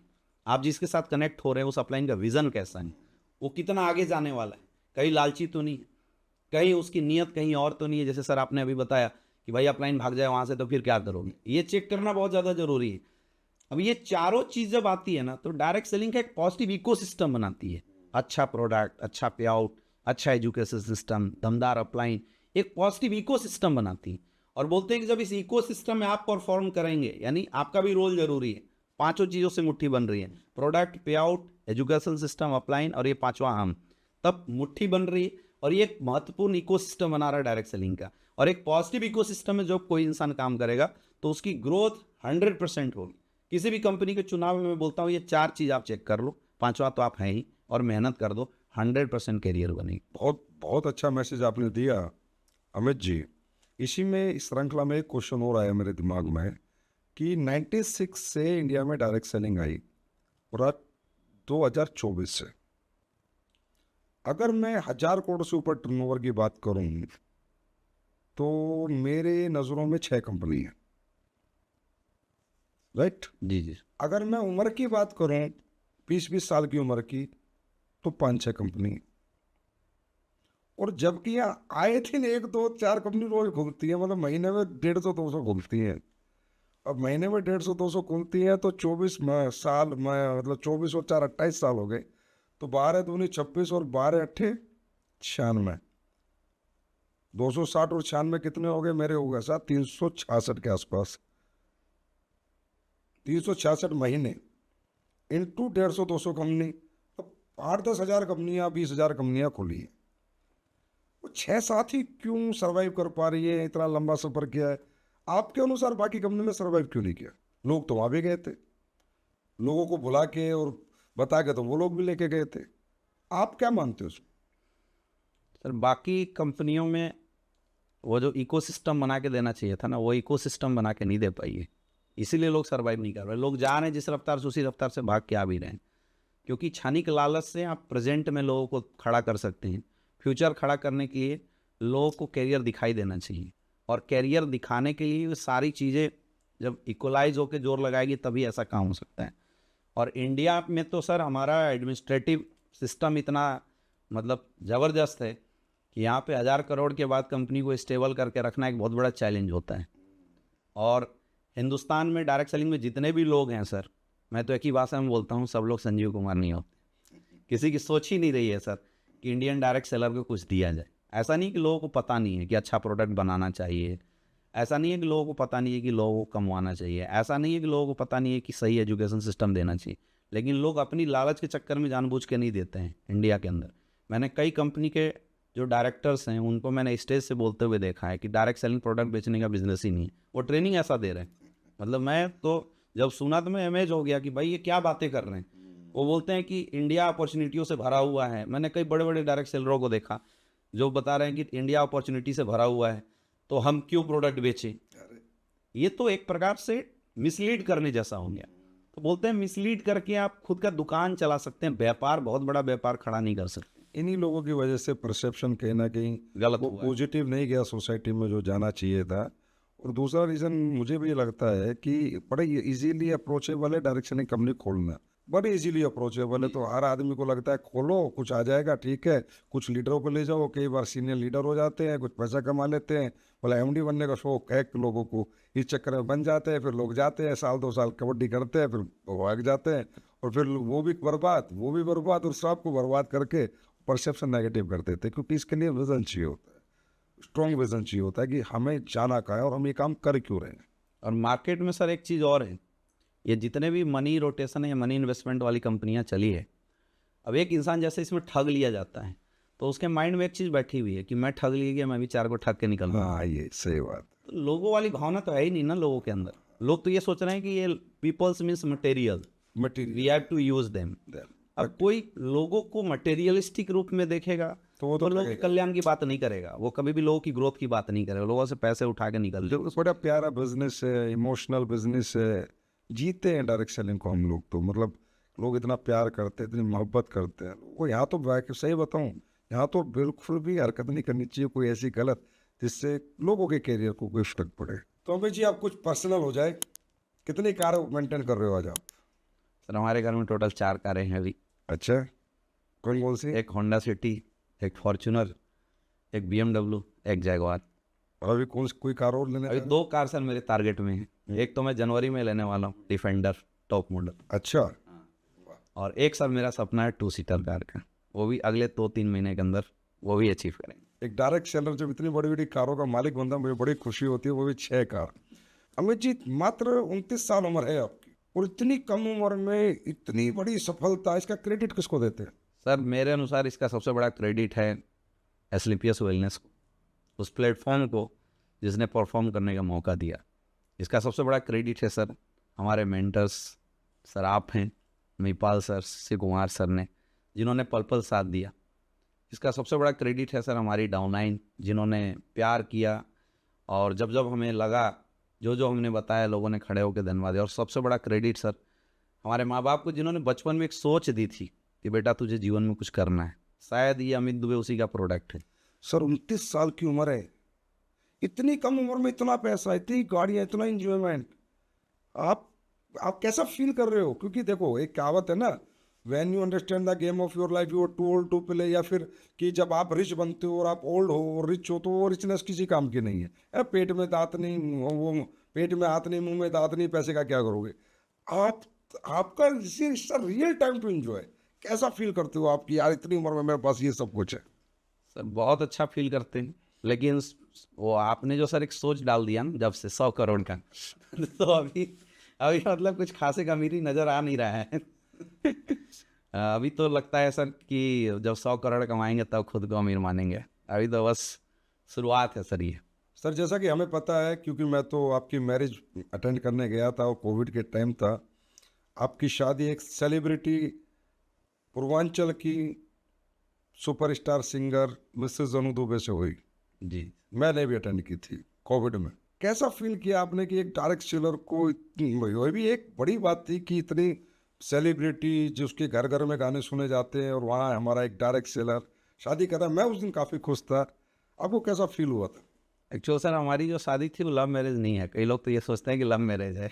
क्योंकि आप लोग रोज इतना दिखते हो ना सोशल मीडिया पे, वैसे लव से भी बड़ा गहरा लव लगता है। तो हमारी शादी अरेंज मैरिज थी। हाँ। हमारे यहाँ जब मतलब मैडम का रिलेशन आया हुआ था, रिश्ता आया था, तो मतलब हमारे यहाँ लोग अचंभित थे कि भाई ये करता क्या है लड़का, जिसके पास अनु दुबे का रिश्ता आया हुआ है। लेकिन हमारे जो सर फादर इन लॉ हैं, उन्होंने मुझे यूट्यूब पे देखा था। तो अब तो अगर उस संदर्भ में हम देखें सर, तो शायद लोगों की नज़र में डायरेक्ट सेलर की इमेज छोटी रही होगी, लेकिन सर आपने सेलिब्रिटी बना दिया था जब तक शादी हुई थी। मतलब हम कह सकते हैं कोई चूज क्यों करता है, सीधी सी बात है। एक सेलिब्रिटी शादी कर रहा था। हाँ बिल्कुल सही बात। ऐसा लग रहा था भाई, फॉलोअर आपके पास भी है। आपने सर सेलिब्रिटी उस समय तक हमें बना दिया था, नहीं तो कोई सेलिब्रिटी हमें क्यों चूज करता है। भाई देखो लाखों लोग आपके भी फॉलोअर हैं, लाखों लोग अनु मैडम के फॉलोअर हैं। जी जी। तो आप दोनों में कंपटीशन नहीं होता कि तू बड़ी सेलिब्रिटी है मैं बड़ा सेलिब्रिटी? नहीं, उनके फॉलोअर सर अलग हैं और हमारे फॉलोअर अलग हैं, तो हमारा सर इस चीज़ में कंपटीशन होता है। कभी जैसे वो पोस्ट डालती है तो हमारे जो लोग हैं उसमें कमेंट करते हैं और हमारे जो पोस्ट होते हैं उसमें भी उनके कमेंट आते हैं। लेकिन अच्छा लगता है सर, मैं तो धन्यवाद दूंगा सर, आपने ये ज़िंदगी दिया है। आपकी बिटिया अभी 1 साल का आपने बर्थडे बनाया, बड़ा लग्जरी बर्थडे बनाया था, पूरा 5 स्टार बुक किया था। जी जी। मैंने गजब की एक चीज़ देखी, आपकी बेटी का भी इंस्टा का अकाउंट है और वो अभी से फॉलोअर डेवलप कर रही है। हस्बैंड वाइफ स्मार्ट बहुत हो आप, सेलिब्रिटी होते हैं पहले से। मतलब मुझे लगता है जब तक वो बेटी बड़ी होगी हिंदुस्तान की जानी मानी सेलिब्रिटी होगी। ये सर मैडम का आइडिया है मेरा नहीं। आपके और अनु मैम के बड़े रील्स आते हैं और आप कहीं भी रील्स बनाने लग जाते हो, तो पूरा स्क्रिप्ट डिजाइन करके बनाते हो या बस ऐसे ही? नहीं सर, वो अब जैसे वो तो प्रोफेशनल एक्टर हैं, वो बनाती है जबरदस्ती, हमें खींच लेती हैं तो उसमें हम ही बना लेते हैं। मुझे नहीं आता। अच्छा अब ये बताओ, वो भी सेलिब्रिटी, आप भी सेलिब्रिटी हो, आप 28 दिन बाहर रहते हो, वो भी बाहर रहती होंगी, तो मिलना कितने दिनों में होता है आप दोनों का? हम लोग सर वही बच्चे 2 दिन में मिलना होता है। अच्छा इसका प्लस पॉइंट है सर, अच्छा इंडिया में डायरेक्ट सेलर की बीवियों से बहुत झगड़े होते हैं लोगों के। इस मामले में मैं बड़ा लकी हूँ। हम मिलते ही 3-4 दिन के लिए हैं, तो दोनों इतने प्यार से रहते हैं, कोई झगड़ा वगड़ा। अच्छा वो भी बिजी आप भी बिजी, तो मतलब एक डायरेक्ट सेलर को अपनी वाइफ को कहने के बिजी कर देना। इसका फायदा मिलता है बाद में अगर दोनों इंगेज रहते हैं। तो अमित दुबे सर, एक सवाल और सर, अरबपति कब तक? हमारा सर टारगेट है 2030 तक अरबपति बनने का, और वो 100% सर पूरा होगा। 24-30 तकरीबन 35 ईयर्स का डायरेक्ट सेलर हिंदुस्तान में अरबपति बन के आ रहे एसलीपीएस वेलनेस का। हैं, ये मान लें हम। हाँ बिल्कुल बिल्कुल। तो अमित भाई सर, जाते जाते एक रैपिड फायर राउंड करूंगा। कुछ आपके बारे में जानना चाहूंगा पर्सनल। आपका पसंदीदा फूड? दाल रोटी चपाती। मैं बहुत सिंपल खाना खाता हूँ। Veg non veg? Veg pure. आपका मनपसंद स्पोर्ट्स? सर मेरा स्पोर्ट्स कोई भी नहीं है मनपसंद। अच्छा, कुछ नहीं खेलते? स्पोर्ट्स नहीं खेलता। आपकी मनपसंद सिंगर? अनु दुबे। ये मैं जानबूझ के पूछ रहा हूँ। रियली वो बहुत अच्छा गाती हैं, मैं भी उनके गाने सुनता रहता हूँ। अब सर उन्हीं का सुनना पड़ता है, घर में क्या करेंगे। आपका मनपसंद एक्टर? एक्टर अजय देवगन। मनपसंद एक्ट्रेस? ऐश्वर्या राय। ऐश्वर्या राय। आपकी मनपसंद कार, ड्रीम कार? बेंटले, जिसमें सर इस बार बैठा के आपने मतलब चस्का लगा दिया है। आपका मनपसंद डोमेस्टिक टूर डेस्टिनेशन? गोवा। आपका मनपसंद international tour destination? International Dubai. आपका मनपसंद काम? Direct selling. मज़ा आता है सर करने में। अमित दुबे सर, आपसे आज इस लीडिंग लीडर्स के पॉडकास्ट में बात करके बहुत अच्छा लगा। और मैं रियली बताऊं तो मुझे भी आपसे सीखने को बहुत कुछ मिला। और इस पॉडकास्ट को जितने भी लोग देखेंगे, रियली उनको सीखने को और डायरेक्ट सेलिंग समझने को, और साथ साथ ज़िंदगी समझने को, और साथ साथ एक इंसान तरक्की के बाद कैसा रहना चाहिए, होना चाहिए, वो सब जानने को मिलेगा। तो मुझे बहुत मज़ा आया आपके साथ बात करके। Thank you so much dear Amit. Thank you sir, thank you so much. दोस्तों, आज फिर हमने लीडिंग लीडर्स के इस पॉडकास्ट पे एक चार्मिंग यंगस्टर और एक कामयाब व्यक्तित्व को सुना। और फिर वही एक बार सिद्धांत जो हम साबित करना चाहते हैं कि लीडर किसी भी फील्ड का हो, किसी भी प्लेटफॉर्म पे काम कर रहा हो, सिद्धांत एक जैसे ही रहते हैं। आप सिर्फ प्लेटफॉर्म चुनिए, सिद्धांत हम बताएंगे, विश्वास हम दिलाएंगे। आपको सफल बनाने के लिए लीडिंग लीडर्स हमेशा आपके साथ है। मिलते हैं अगले पॉडकास्ट में फिर एक कामयाब हस्ती के साथ। जब तक के लिए नमस्कार।